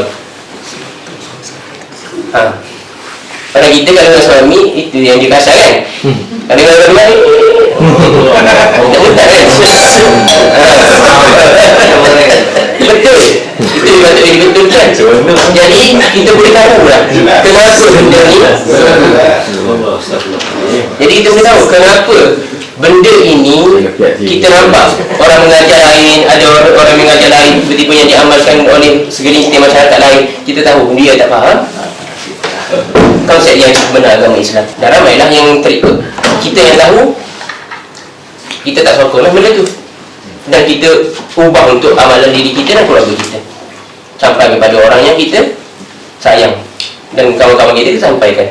Pada waktu yang sama tak payah kutuk mereka. Tak payah kutuk mereka. Kita kena bersyukur yang Allah bagi kita ilmu, Allah tak bagi pada mereka. Adalah hikmah dia tu. Kalau kita bersyukur, kita hina tak orang tu. Kita tak hina, kita akan cakap kalau Allah tak bagi aku ilmu, mungkin aku jadi macam dia juga. Jadi kita tak hina orang yang melakukan dosa, orang yang tak faham, kita tak hina. Kita kena kesian pada mereka. Dan kita kena doa, harapkan mereka pun dapat ilmu tu selepas pada ni. Cara untuk kita tunjukkan yang kita betul-betul mengharap mereka dapat hidayah tersebut apa dia? Macam kita amalkan. Bila kita amalkan, at least dia tengok aku amalkan, dia tengok aku tak ni, at least itu. Sebab kita nak bercakap itu bukan ahli agama kan. Nak bercakap nak ni tak pandai, at least kita amalkan supaya dia nanti terfikir kenapa macam ni, kenapa macam ni. Yang paling penting, ilmu yang kita ambil itu kita amalkan walaupun sedikit, walaupun kita rasa simple. Jangan ingat benda yang simple kalau dia betul, dia tidak memberi kesan. Saya bagi contoh, jangan kita pandang remeh perkara-perkara yang benar kalau dia benar walaupun dia remeh. Jangan kita ambil sebab kesan dia besar. Saya bagi contoh, benda ni selalu orang sebut tapi orang tak fikir. Bila waktu Isra' dan Mi'raj, orang akan cerita tentang, ataupun orang lagi cerita tentang sebelum peristiwa Isra' Mi'raj tu berlaku peristiwa yang dipanggil Amul Huzn, tahun kesedihan. Orang tahu ada 3 benda yang berlaku pada tahun tersebut, iaitu kematian ni, dan pergi ke Taif selepas pada tahun tu. Sebenarnya selepas pada tahun Huzn pergi ke Taif, sebelum naik ke Isra' Mi'raj ada pergi ke Taif selepas tahun kesedihan. Bila pergi ke Taif, niat Nabi apa? Untuk berdakwah kepada kaum Taif, kerana dia dah tak boleh dah, Quraisy tak nak terima dah. Bahkan Quraisy larang berdakwah ke tempat lain. Nabi terpaksa pergi. Jauh Taif ni, bukan dia punya cuaca pun dah jauh daripada dah beza dengan Mekah. Naik bukit 300 km daripada Mekah, jalan kaki. 2 orang Nabi pergi. 7 hari 7 malam Nabi pamerkan diri dia kepada pembesar Taif. Siapa pembesar Taif? Nama dia apa? Ibn Yalil bin Abdi Kulan. Sedap nama dia. Buat kita jadi nak hafal. Ibn Yalil bin Abdi Kulan. Ibn Yalil bin Abdi Kulan. Bagi apa nama anak sedap. Okey, Nabi pergi, Nabi pamerkan diri dia. Nabi pamerkan Islam kepada Ibn Yalil bin Abdi Kulan. Tapi dia menolak. Bukan setakat menolak, 7 hari 7 malam Nabi kat situ, tak ada siapa menerima. Dan Ibn Yalil bin Abdi Kulan mengarahkan orang-orang yang tak cerdik, yang tak ada otak, daripada kalangan budak-budak, daripada kalangan orang yang gila, supaya lempar, hina, caci, cerca. Sehingga kan Nabi pun, Nabi datang bawa ayat Quran lah. Bawa ayat Quran, tak dengar pun, tak ada siapa yang dengar. Ada ke lagi perkataan yang sebetul, lebih betul daripada Al-Quran? Tak ada lah kalau kira kan. Sehebat-hebat mukjizat ni bawa, tak ada siapa yang dengar. Kemudian Nabi pulang dalam keadaan yang sedih. Nabi kata, aku berjalan, tak tahu mana arah dah. Aku tak tahu mana arah, sehingga aku pandai ke langit, aku nampak Jibril. Jibril datang bawa malaikat gunung. Jibril kata, Allah hantarkan aku dengan malaikat gunung. Ya Rasulullah, kau suruhlah buat apa saja, sehingga kau nak suruh dia angkat Al-Akhshabain, 2 bukit yang berada di situ, untuk hempak kepada mereka, kamu suruhlah. Rasulullah kata apa? Ada ni. Rasulullah kata, Allahumma hadi qaumi fa innahum la ya'lamun.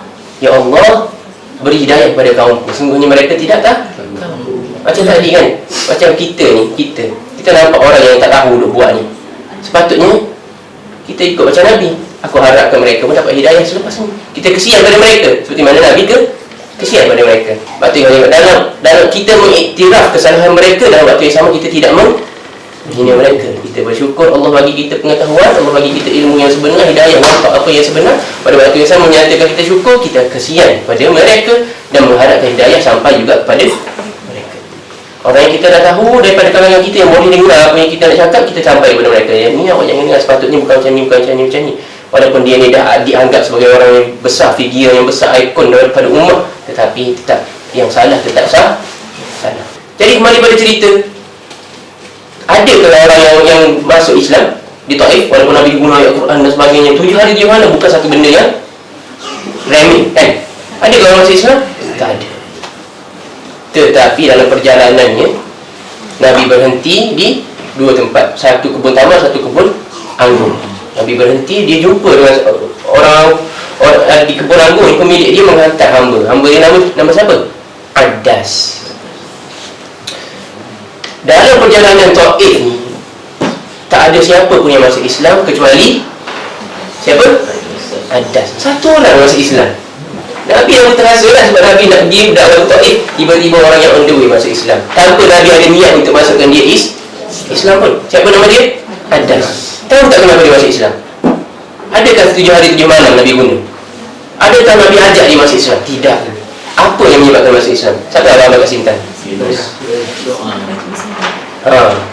Nabi sebut apa? Adas bawa datang anggur, Bismillah.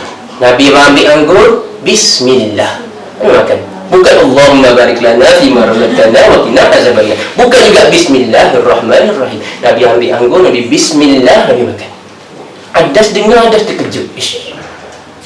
Aku datang daripada, dia datang daripada negara yang jauh, negara yang mana pernah duduk di tempat itu Nabi Yunus mengajar perkara yang sama kepada umat dia. Nak kata sebut nama Allah, Bismillah, dengan nama Allah. Adas tahu benda yang diamalkan di sana kerana ajaran Nabi-Nabi yang sebelum ini. Tetapi dia tahu orang Mekah tak pernah tahu pasal benda ni, orang Madinah tak pernah tahu pasal benda ni. Dia ada dalam kitab-kitab lama, mungkin ada dalam skriptur yang lama, tapi dia tahu Muhammad tak boleh bercakap, tak boleh membaca. Tak ada siapa yang tak tahu itu. Allah memang buat Nabi Muhammad SAW tak boleh membaca supaya orang tak boleh bagi hujah, yang mana Nabi ni dah baca dalam kitab yang lain ataupun belajar dengan orang lain kemudian bawa dalam Al-Quran. Bukan dia tak boleh, dia memang Allah ciptakan tak boleh baca supaya boleh jadi hujah. Orang yang tak mampu membaca tiba-tiba boleh tahu tentang umat sebelum ni, berlaku pada Nabi Musa, berlaku pada Nabi Yunus, berlaku pada, daripada mana kamu tahu? Tak ada sumber lain kecuali wahyu daripada Allah. Nampak tak tu? Bismillah sahaja telah memasukkan. Dia pun kata, Nabi tanya dia, dia tanya Nabi, daripada mana kamu tahu perkataan ni? Sebab orang kat sini tak buat ni. Nabi tanya dia, kamu datang daripada mana? Aku datang daripada ni, Yunus bin Matta, tempat nama Nabi Yunus, kan? Dia kata, Masya Allah, itu tempat saudara aku. Sebab Nabi-Nabi semua bersaudara. Nabi Yunus bin Matta, nama tempat tu yang duduk di situ Nabi Yunus bin Matta. Jadi dia pun kata, aku masuk Islam terus. Sebab dia tahu tak ada sumber lain untuk orang ni mengetahui perkara ini kecuali betul-betul wahyu daripada Allah Subhanahu Wa Taala. Nampak tak tu? Remeh ke tak remeh? Remeh saja dengan perkataan Bismillah telah memasukkan orang dalam Islam. Sebab tu cakap tadi, perkara yang benar walaupun remeh jangan kita pandang remeh. Kalau benda yang benar walaupun simple, dia tidak remeh sebenarnya. Kita yang tak cerdik, yang tak faham, sebenarnya dia anggap benda tu remeh. Kita sanggup pergi ajar pada anak kita Allah membarik lana, kan? Sedangkan kita tahu yang sahihnya Bismillah. Mana kecerdikannya pada pilihan kita ni? Kita pilih yang panjang dan tidak ada, tak yakin sahihnya. Sedangkan ada yang simple dan mudah dan pendek dan yakin sahihnya. Mana kecerdikan kita kat sini? Nak mengajak orang berfikir, bukan nak kata kita tak cerdik, tapi nak mengajak kita kembali berfikir. Akal Allah Subhanahu Wa Taala bagi pada kita. Kita mengikut kebenaran walaupun kebenaran itu simple, itu adalah cara yang terbaik. Dan yang ingat perkara yang benar walaupun benda itu simple, ia remeh. Tidak ada perkara yang benar yang remeh, tidak ada. Kita sahaja yang tersalah menganggapnya remeh. 7 hari 7 malam guna Quran, habis ayat Quran tak masuk, tiba-tiba Bismillah, tak sampai satu saat masuk Islam. Maknanya remeh ke tak? Tidak remeh. Tak ada perkara yang benar remeh. Kita tak tahu mana satu yang akan masuk dalam hati mereka. Jangan menganggap perkara yang benar remeh. Apa yang telah menyebabkan kita sampai ke tajuk ni? Isra Mi'raj. Bukan. Kenapa kita masuk ikut? Kenapa kita nak bincangkan titik manakah yang telah memindahkan kita daripada tajuk kita sampai membincangkan jangan kita pandang remeh kepada benda yang benar. Maksud syariat. Tak ada apa-apa yang ingat. Tak memang. Sebab Ikhwan memang macam tu. Ikhwan memang kadang-kadang tu lupa. Sebab kalau nak tinggalkan benda yang tak ada syaratkan, sayang. Tak tahu kan bila waktu akan ni. Ustaz Malaysia.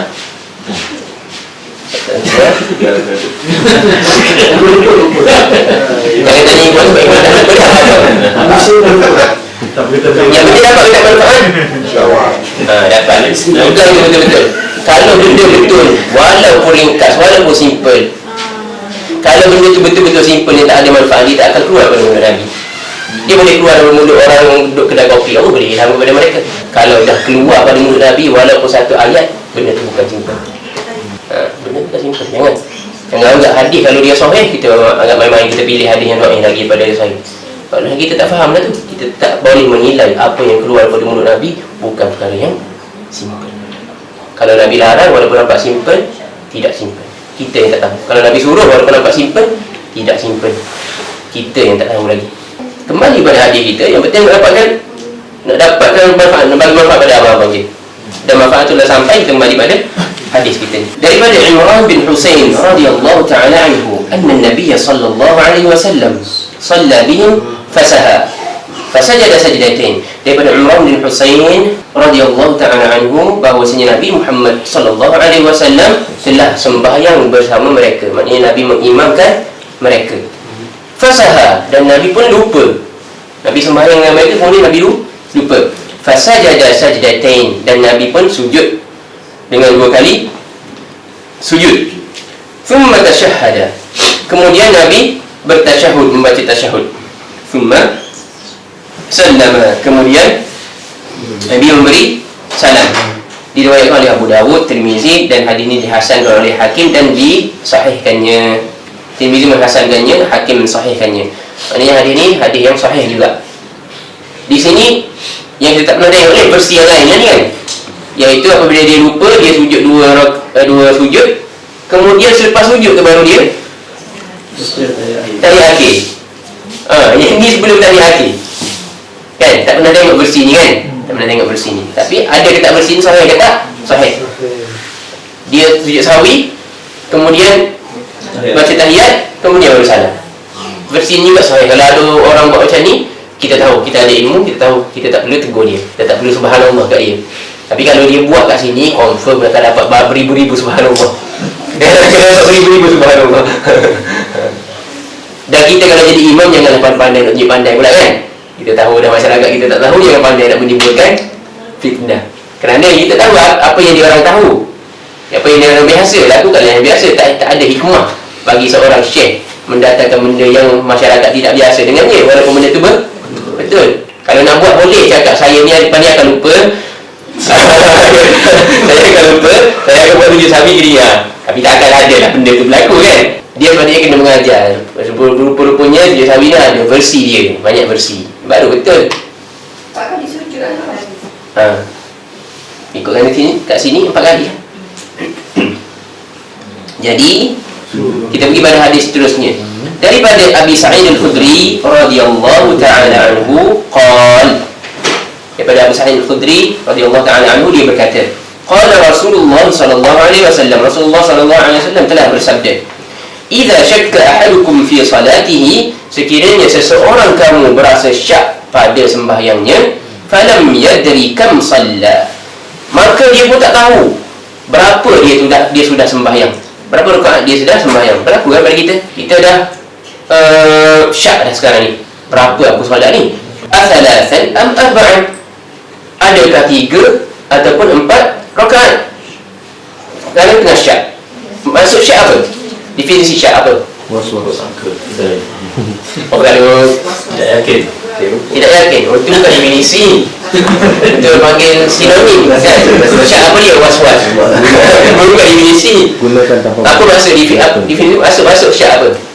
Syaknya antara dua. Antara dua. Cuba bijak. Tak yang dah belajar pada awal. Tak yakin? Yang kedua lah yang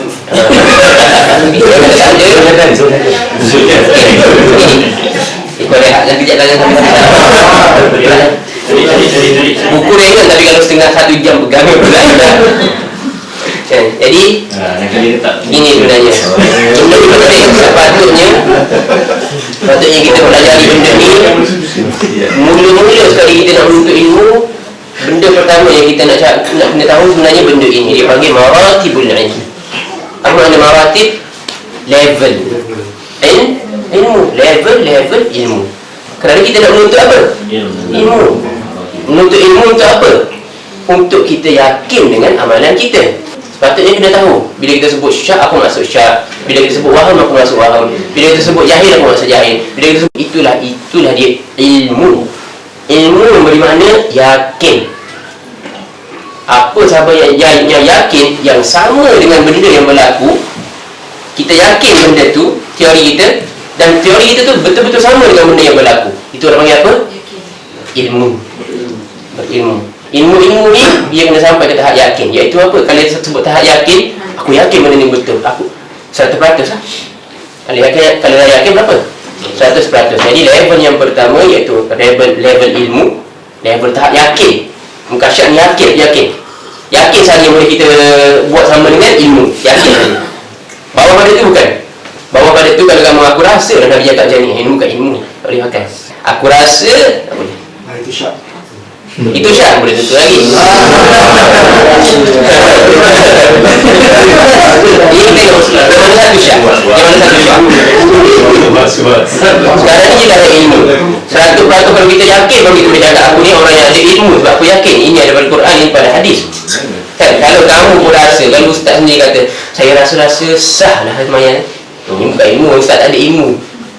Ilmu adalah apabila kamu yakin berdasarkan kamu bersandar pada hadis, baru orang yang ada ilmu. Allah sebut apa? Allah sebut dalam Al-Quran, qul hadhihi sabili ad'u ila Allahi ala basiratin ana wa man ittaba'ani. Katakan wahai Muhammad, inilah jalan aku berdakwah mengajak kepada Allah Subhanahu wa taala ala basiratin, dengan ilmu. Basirah jelas, dengan ilmu yang jelas. Ana, diriku, wa man ittaba'ani, dan orang yang mengikutku. Maknanya kalau kita nak kata kita ni warasatul anbiya, ulama, kita kena mengajak orang, berdakwah pada orang berdasarkan apa? Ilmu yang jelas. Kita kena ada ilmu. Kalau setakat mengajak orang duduk berceramah, kita tak ada ilmu pun, tak tahu apa-apa lagi kan. Tengok video apa semua sikit, okey, ceramah ada orang, kita ilmu tak ada, asas tak ada, tak tahu. Tiba-tiba ada mengajak pada manusia. Ini jalan Nabi ke? Bukan. Sebab Allah kata, qul hadhihi sabili, katakan wahai Muhammad, jalan aku apabila aku berdakwah pada manusia atas dasar ilmu. Aku dan orang yang mengikut aku. Maknanya kalau kita tak berdakwah, kita berdakwah pada orang bukan atas dasar ilmu, kita mengikut Nabi ke? Bukan. Ayat dah jelas. Kamu rasa kamu ikut Nabi, kamu sebenarnya perasan mengikut Nabi, sebenarnya bukan. Nabi tak iktiraf kamu daripada mengikutnya. Kerana orang yang berdakwah kepada manusia, mengajar manusia, kalau nak mengikut Nabi, dia kena jelas dengan ilmu. Maknanya dia nak mengajar, dia tak boleh ajar hadis doi, tak boleh. Sebab hadis doi tak sampai yakin, tak sampai 100. Bukan ilmu tu. Kamu nak ajar pada orang, ajar yang 100, bagi itu baru ilmu. Yang 100 yang yakin baru kita sampai pada orang.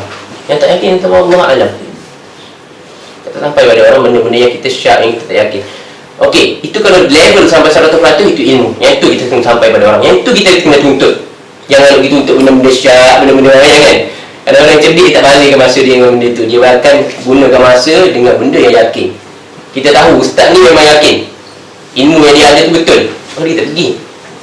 Ini tak tahu mana-mana. Kita tengok dalam Facebook yang kan, yang orang kata ada orang kata, ada orang kata. Kalau kita dengar ada orang kata, tak cerdik, kita buang masa lah. Sebab kita tahu sumbernya tidak ya. Sebab tu yang tak payah nak tuntut ilmu agama, bukan melalui grup WhatsApp, bukan daripada Facebook. Orang kata silakan, kamu boleh kata. Kamu boleh kata apa saja, saya boleh kata apa saja.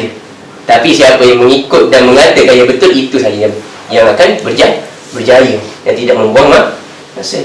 Pilih dulu WhatsApp ke apa ke, hentikan dia di jari kita, biar kita yang menghentikan. sebarang tak yakin dalam grup. Dan jangan kita biarkan benda-benda tak yakin ni masuk main dalam fikiran kita, menjadikan kita syak, kita jadi keliru. No, tak payah keliru. Sebab kamu keliru ketaknya sumber itu bukan daripada yang sebenar, kamu tak keliru pada benda itu. Jadi anggaplah dia bukan daripada sumber yang sebenar. Jika dia datang daripada sumber yang sebenar, baru kamu bagi perhatian. Yang lain tak payah dengar tak apa. Allah tak tanya kalau betul benda itu berlaku kan, benda tu yang sampai pada kita tu betul. Allah tak akan tanya kita kenapa kamu tak ikut. Sebab itu boleh balas pada Allah, ya Allah, aku tak tahu sumbernya betul ataupun salah, dan aku hanya boleh mengikut yang yakin. Dan yang yakin hanya dua, betul-betul yakin, Al-Quran dan hadis. Kita ikut dua tu tak sesat kita. Manakala ikut orang-orang lain, kata ulama-ulama dan sebagainya, bukan. Kalau ulama kata bercanggah dengan Quran dan hadis, walaupun dia ulama, kita labik, kita respect, tapi kita tak boleh ikut. Respect pada ilmu ni, tapi saya minta maaf, tak boleh ikut kerana bercanggah dengan Al-Quran, bercanggah dengan hadis yang sahih. Level pertama. Level kedua, kurang daripada 100%, maknanya daripada 99 kepada berapa? 72. Kalau 5, 90. Sebelum kita pergi pada yang jelas, yang abang-abang selalu cakap. Kalau sebelum yakin, apa kita panggil? Tidak yakin.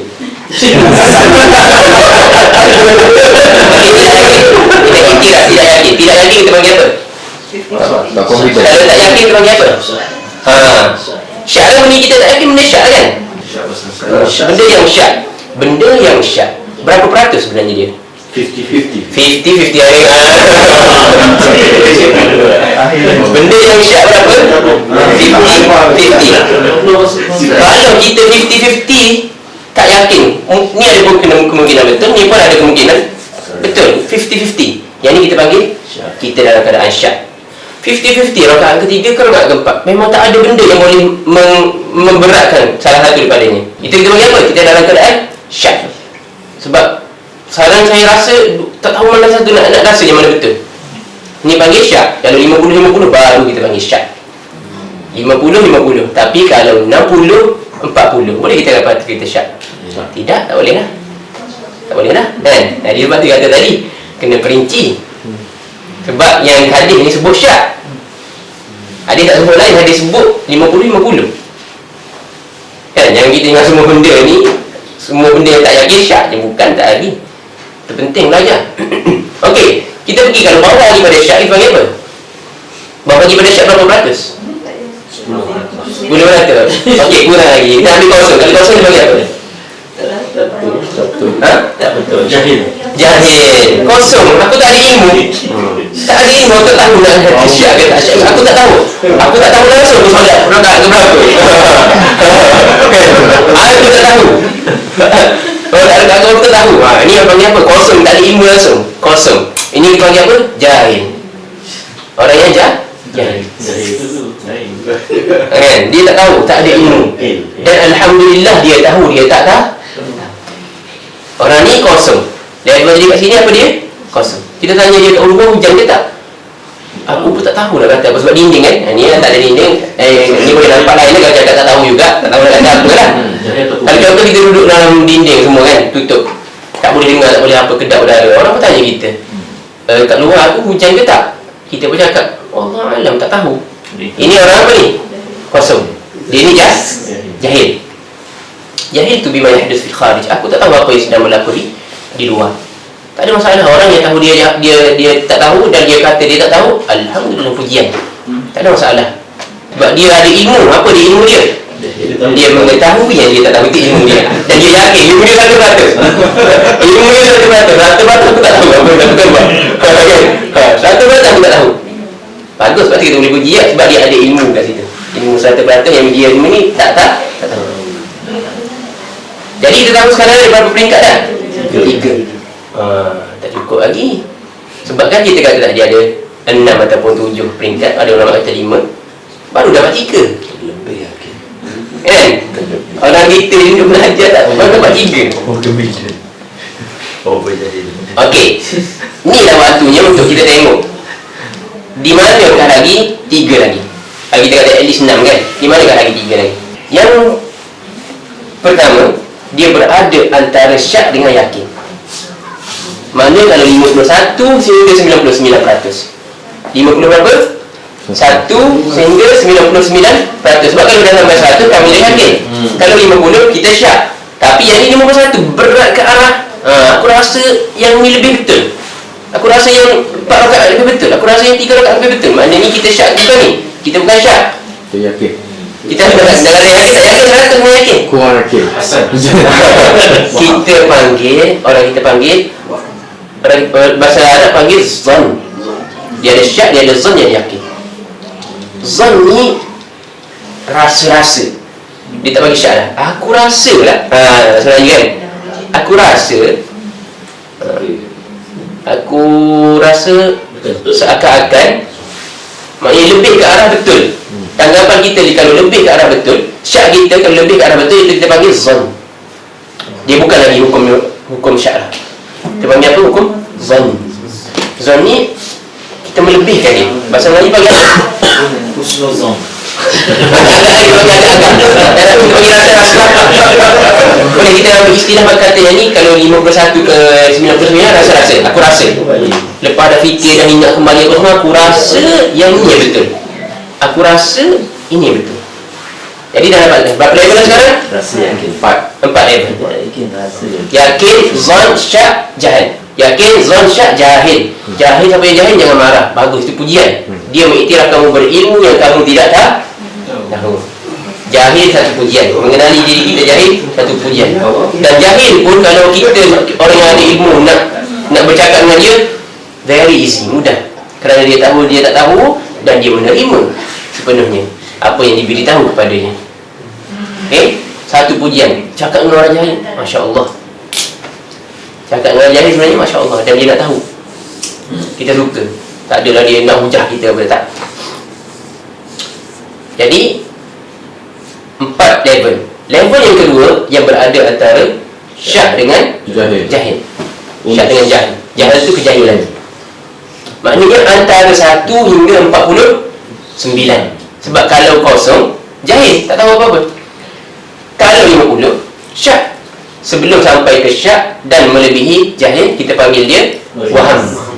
Kita panggil waham. Waham ni rasa-rasa. Tadi agak-agak. Sebab kita dah cuba fikir dan kita agak kan. Tak agak-agak. Yang waham ni kita Waham ni the opposite of zon. Zon kita rasa macam ni kan. Kalau contoh 4 dengan 3, kita rasa aku rasa 4 yang betul. Yang 3 tadi tu waham. Kalau kita rasa satu perkara itu zon, sebalik dia itulah waham. Kalau bagi contoh yang lain. Rasa yang kurang. Bagi contoh yang lain, kita sekarang dekat dalam, ada tingkat dekat dalam rumah. Rumah kita ada tingkat kecil je. Rumah kita yang tinggi, ada orang yang paman lah lebih kurang. Kita duduk kat dalam. Tiba-tiba kita pun nampak air daripada tingkat tu turun. Kan? Ada orang tanya kita, hujan ke kat luar? Kan? Hujan ke kat luar? Kita pun kata, hujan kot sebab nampak air. Hujan lah nampak air. Aku rasa hujan sebab nampak air turun. Tiba-tiba dia buka tingkat, dia tengok mama kalau kat atas melempar air ke bawah dengan mandi burung kan. Dia mula-mula dia kata, yang dia kata hujan tu, jawapan dia yang pertama adalah zon. Sebab dia rasa kan. Tetapi bila dah didapati zon itu salah, maknanya Yakin. waham. Dia waham saja. Yang kata kepada aku tadi sebenarnya waham. Ataupun kita ambil contoh yang lain. Zon tadi kalau bercanggah dengan realiti, itu kita panggil waham sebab dia salah. Ambil contoh yang lain macam tadi lah. Kita ada 2 perkara. Satu ni kita rasa lebih, satu ni kita rasa kurang. Yang kurang ini adalah waham. 4 dengan 3, aku rasa tadi aku buat 4 sebab aku ingat lepas tahiyat awal aku naik. Contoh macam kita fikir-fikir kan. Jadi 4 tu lebih, 3 ni kurang. Yang kurang dipanggil waham. Yang lebih, kita anggapan kita yang lebih, rasa-rasa kita yang lebih kuat, itu kita panggil zon. Kesemua dia tak boleh pakai kecuali yakin saja. Sebab itulah hadis kena hadis sahih baru boleh pakai. Hadis sahih ataupun sekurang-kurangnya hasan. Kalau kamu kata hadis dhaif nak buat hujan, tak boleh. Kamu tak yakin, mana boleh benda yang tak yakin untuk kamu jadikan hujan. Semua tak boleh pakai. Tidak ada pengiktirafannya dalam agama kecuali yang yakin. Berapa dasar level yang ada? 5. Level yang seterusnya ialah level yang nombor 6. Nama dia Overconfident. overconfident. Apa nama dia? Level yang 5 ni duduk kat mana? Ni jahil. Bawah jahil. Betul. Siapa yang tu bawah jahil? Bawah jahil. Bawah jahil ni apa? Tak semestinya dia bodoh. Tak semestinya. Ada yang bijak. Ada yang bijak. Ada yang bijak. Yang ni yang susah ni. Sebab Bijak sombong. dia sebenarnya bawah sekali tadi jahil kosong kan, tak ada ilmu langsung. Jahil ni boleh jadi orang bijak tapi tak ada ilmu, tak sampai pada dia ilmu. Jangan kita ingat jahil ni satu kejian, tak. Kerana biasa, kerana Allah kata akhrajnakum min butuni ummahatikum la ta'lamuna syai'an. Kami mengeluarkan kamu daripada perut ibu-ibu kamu, kamu tidak mengetahui sesuatu. Tidak mengetahui sesuatu sama dengan apa? Jahil. Semua orang dicipta jahil, bukan dicipta bodoh. Jadi sebab tu Iwan cakap tak salah penggunaan jahil memberi makna bodoh, salah. Dicipta tidak mengetahui. Jangan kita faham jahil ni bodoh, tak. Mana kalau macam tu ayat Quran mengatakan semua manusia dicipta bodoh. Salah tu, betul tu? Salah. Manusia dicipta tidak mengetahui. Kemudian Allah bagi mereka mata, Allah bagi mereka telinga, baru mereka belajar dengan mata, dengan telinga, dengan mulut. Jadi gunakan mata telinga itu untuk benda-benda yang elok, tanda bersyukur Allah bagi kita ilmu. Kalau cakap benda yang baik, cakap benda ada ilmu. Kalau dengar dengan benda yang baik, dengan benda yang ada ilmu, tanda kita bersyukur pada Allah. Apa yang dia bagi deria pada kita ni, daripada kita tak tahu, kerana deria ni kita jadi tak tahu. Jadi gunakan benda tu pada yang baik. Tanda kita bersyukur. Faham tu dulu, makna jahil bukan bodoh. Makna jahil tidak mengetahui. Boleh jadi dia bijak sangat, tapi dia tak tahu langsung pasal agama. Jahil dalam agama panggil. Dia bijak, profesor, hebat, begini apa semua, tapi tak tahu. Jahil dalam agama. Kita mungkin ada benda yang kita jahil, bukan sebab kita kata kita tak bijak, atau orang lain jahil, bukan sebab dia tak bijak, dia bodoh, tak. Manusia, dia tahu dalam bab dia jahil dalam bab yang lain. Okey. Bawah pada jahil adalah istilah yang dipanggil jahil fauqa jahil ataupun jahil murakkab. Jahil, kejahilan di atas kejahilan. Maknanya dia jahil dan dia jahil yang dia jahil. Itu baik. Dia tak tahu, tetapi dia tak tahu yang dia tak tahu. Baik. Faham tak tu? Kejahilan di atas kejahilan, bertindak-tindak. Jahil murakkab maksudnya jahil yang bertindak. Dia dah jahil, tapi dia tak tahu yang dia jahil. Memberi makna dia merasakan dia tak tahu. Dia tak tahu tu maksudnya dia merasakan dia tahu, sebenarnya dia tidak tahu. Ini yang patut kita kesiankan. Kamu tak tahu, tapi kamu merasakan kamu tak tahu. Kamu tak tahu, kamu merasakan kamu ustazah, kamu pergi bercakap. Kamu tak tahu, kamu merasakan kamu ustaz, kamu pergi bercakap. Dan orang yang merasakan dia tahu, adakah dia akan menerima teguran orang lain? Tidak. Dia akan pandang orang lain tak tahu, aku yang lebih tahu. Betul, kita dapat bahaya kat sini kan. Dan orang ini paling susah untuk kita sampai kebenaran pada dia.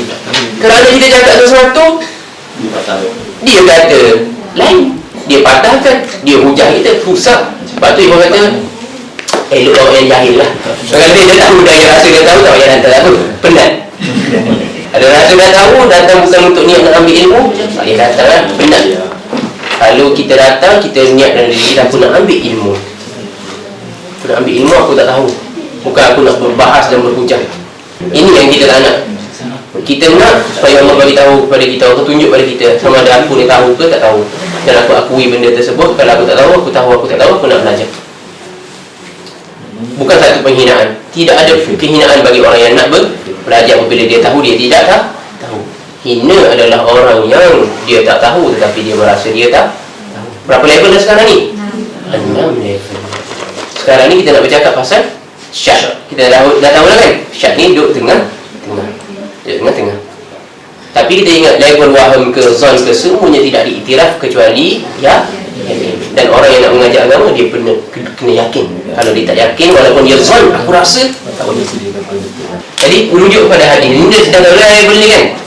Dan dalam level ni apabila kita bercakap tentang ilmu maratibul ilm. Jadi jelaslah bila kita dah faham tu jelas. Apabila syak seseorang kita tentang sembahyangnya, adakah dia dah sembahyang 3 ataupun 4? Maknanya 50-50. Falyatrah syak, hendaklah dia hilangkan syak tersebut.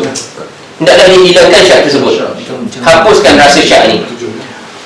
Wal yubni ala mastaqala, dan hendaklah dia membina pada benda yang dia yakin.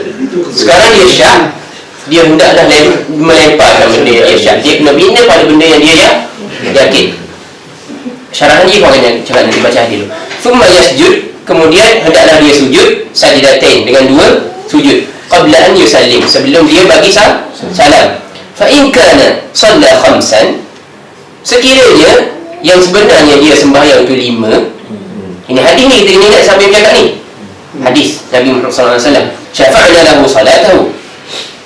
lahu salatahu wa in kana shalla tamaman kanat targhiman lisyaitan. Kalau dia sembahyang 5 itu dikira jadi 4 juga. 5 itu dikira 4 rakaat jugalah. Macam tu. Syafaat ni perkataan syafaat sebenarnya nombor genap. Digenapkan. Kalau kita sembahyang 5 kan ganjil, dikirakan sebagai genap. Macam tu Nabi kata. Kalau kamu dah sembahyang 4 tapi kamu rasa sangsi, kamu tambah 1, dah jadi 5. Tetapi Nabi kata tetap dikira 4. Wa in kana shalla tamaman kanat targhiman lisyaitan. Kalau dah dia sembahyang tu tamam maknanya sempurna, iaitu 4. Dia rasa syak tu, dan dia rasa syak tu sebenarnya memang betul, dia tak solat lagi. Yang keempat, bila dia tambah, okey, dah jadi sempurna 4. Targhiman lisyaitan, memberi makna ihanatan lisyaitan, untuk supaya syaitan ni, penghinaan pada syaitan. Kau nak pesongkan aku kan, kau nak lekakan aku kan, ambil kau, aku tambah sembahyang aku sempurna. Nak lekakan aku sembahyang aku tak cukup kan, ambil kau, aku tambah, dan sembahyang aku telah sempurna pada muka. Itu maksudnya penghinaan bagi syaitan yang cuba untuk mengganggu dan melekakan. Ada syaitan kita kena takut kan tadi? Tak kena takut langsung, tak kena hiraukan pun. Dan minggu lepas kita nyatakan apa benda yang syaitan takut. Ayat apa? Ayat kursi yang paling besar dalam Quran. Ayat yang paling besar dalam Quran. Kau tak tahu ayat mana yang paling besar dalam Quran kan? Ayat yang paling agung dalam Quran, siapa yang tahu? Ayat apa? Jelas-jelas ayat kursi kan? Kita sebut ayat kursi. Kalau dia kata ayat yang paling agung dalam Al-Quran apa? Jawapan dia ayat kursi. Tetapi yang bunyi Al-Fatihah tadi betul dia. Kalau keadaan dia berbunyi, surah apa yang paling agung dalam Al-Quran? Al-Fatihah. Surah apa yang paling agung? Al-Fatihah. Ayat apa yang paling agung? Ayat kursi. Kerana Nabi Muhammad SAW, ini bukan pada pandai pada ikhwan, Nabi Muhammad SAW dia tanya Ubay bin Ka'ab radhiyallahu ta'ala anhu, dia tanya sahabat dia, wahai Ubay bin Ka'ab.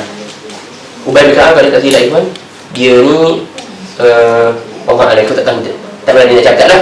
Boleh nak cakap? Tapi zon lagi. Cuma zon tu ke arah betul, kena check semula. Jadi Nabi tanya pada Ubay bin Ka'ab. Nabi tahu dia ada ilmu kan.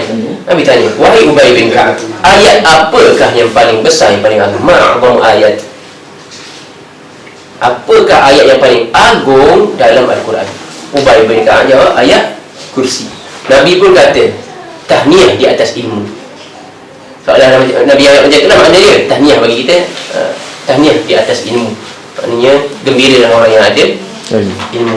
Maknanya Nabi mengakui jawapan Ubay bin Ka'ab betul.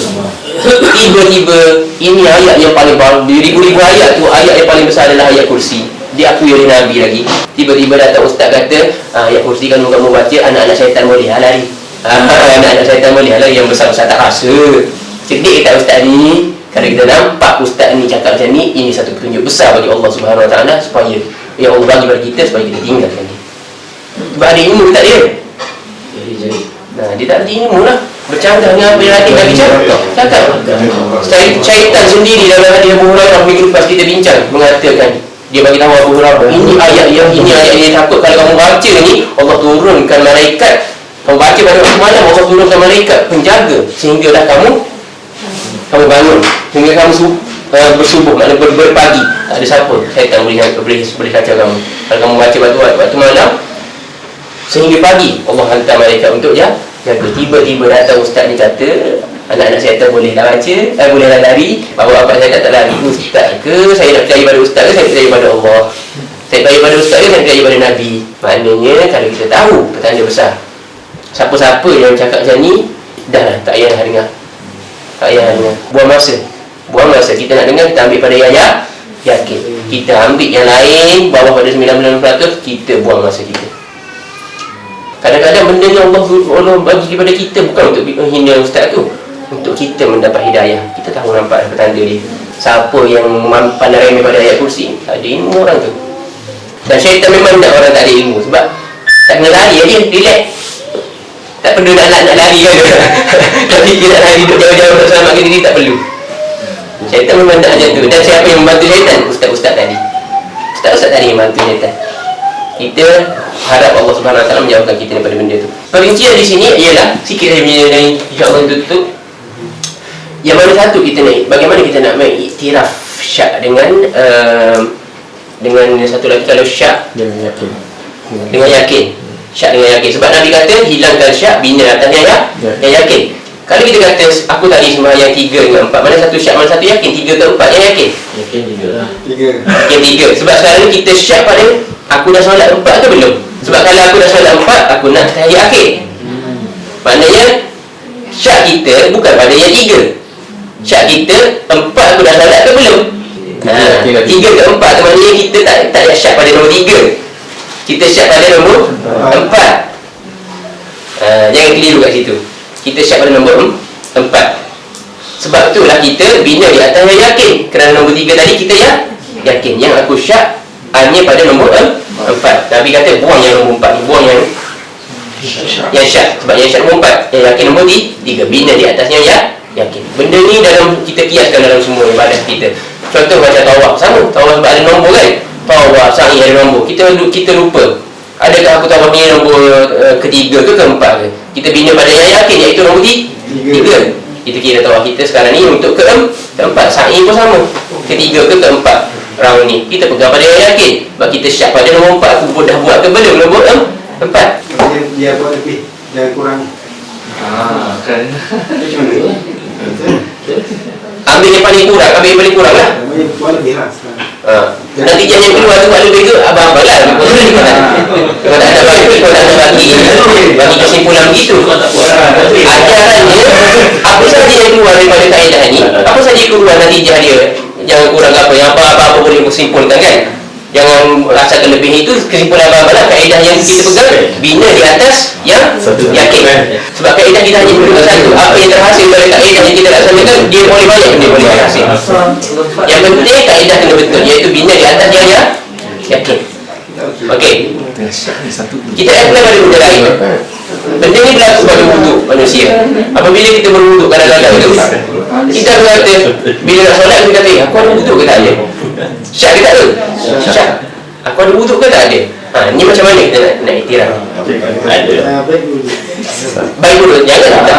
Kalau macam tu, berhenti daripada ajar tadi. Lemparkan yang syak, bina atas yang itu kaedah dia.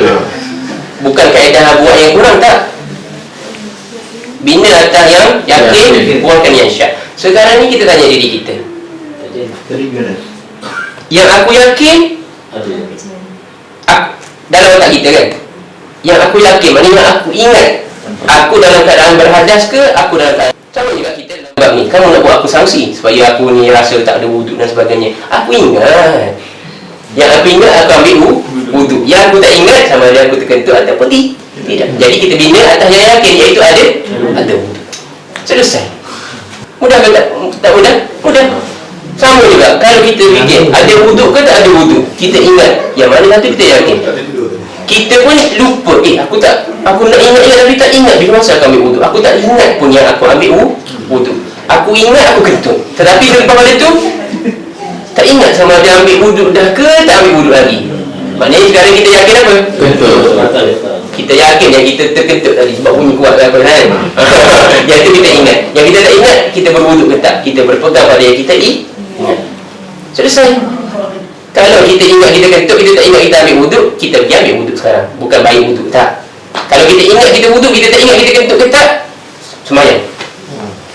jelas. Itu pentingnya kita belajar tadi, level-level ilmu dan sebagainya. Dan Ikhwan harap Ikhwan dapat beri manfaat pada hari ini pada abang-abang. Apa yang tak tahu lagi kita tahu, dan untuk mengangkat diri kita daripada kejahilan diri sendiri untuk kita amalkan. Bukan untuk kita datang suka-suka dan social lifestyle, tidak. Yang penting niat kita untuk kita amalkan apa yang kita tahu. Bila kita amalkan ilmu sedikit yang kita tahu, walaupun benda itu remeh, Allah Subhanahu Wa Taala akan bagi lebih. Kalau kita ambil yang sikit pun kita tak amalkan lagi, agak-agak Allah bagi dengan lain. Yang sikit Allah bagi pun tak amalkan lagi, tak syukuri lagi. Tanda bersyukur ialah mengamalkan. Saya harap semua boleh amalkan apa yang benar dan bermanfaat apa yang telah kita belajar hari ini selama 2 jam. Kita harap Allah Subhanahu Wa Taala jadikan ia hujah kepada kita, bukan hujah ke atas kita di hari kiamat. Bagaimana hujah ke atas kita? Sebab kita tahu kita tidak amalkan, benda itu menjadi hujah ke atas kita. Kita harap apa yang kita spend hari ini 2 jam menjadi hujah kepada kita di hari akhirat. Ilmu yang memberi manfaat kepada kita apabila kita amalkan. Ada soalan ke? Ada. Oh, boleh. Jadi kita solat maghrib. 4 rakaat. Lepas sembahyang tu baru kita sedar tadi kita tu sebab apa? Alas kan? Selesai dah. Ya, boleh. Dah jawapan lah. Tanya je, confirm. Yang yakin 100%. Kalau tak ada azan, kita tangguh pada majlis seterusnya lah. InsyaAllah. Tak ada soalan puas hati semua? InsyaAllah. Okey. Subhanakallahumma wa bihamdika, asyhadu an la ilaha illa anta, nastaghfiruka wa natubu ilaik.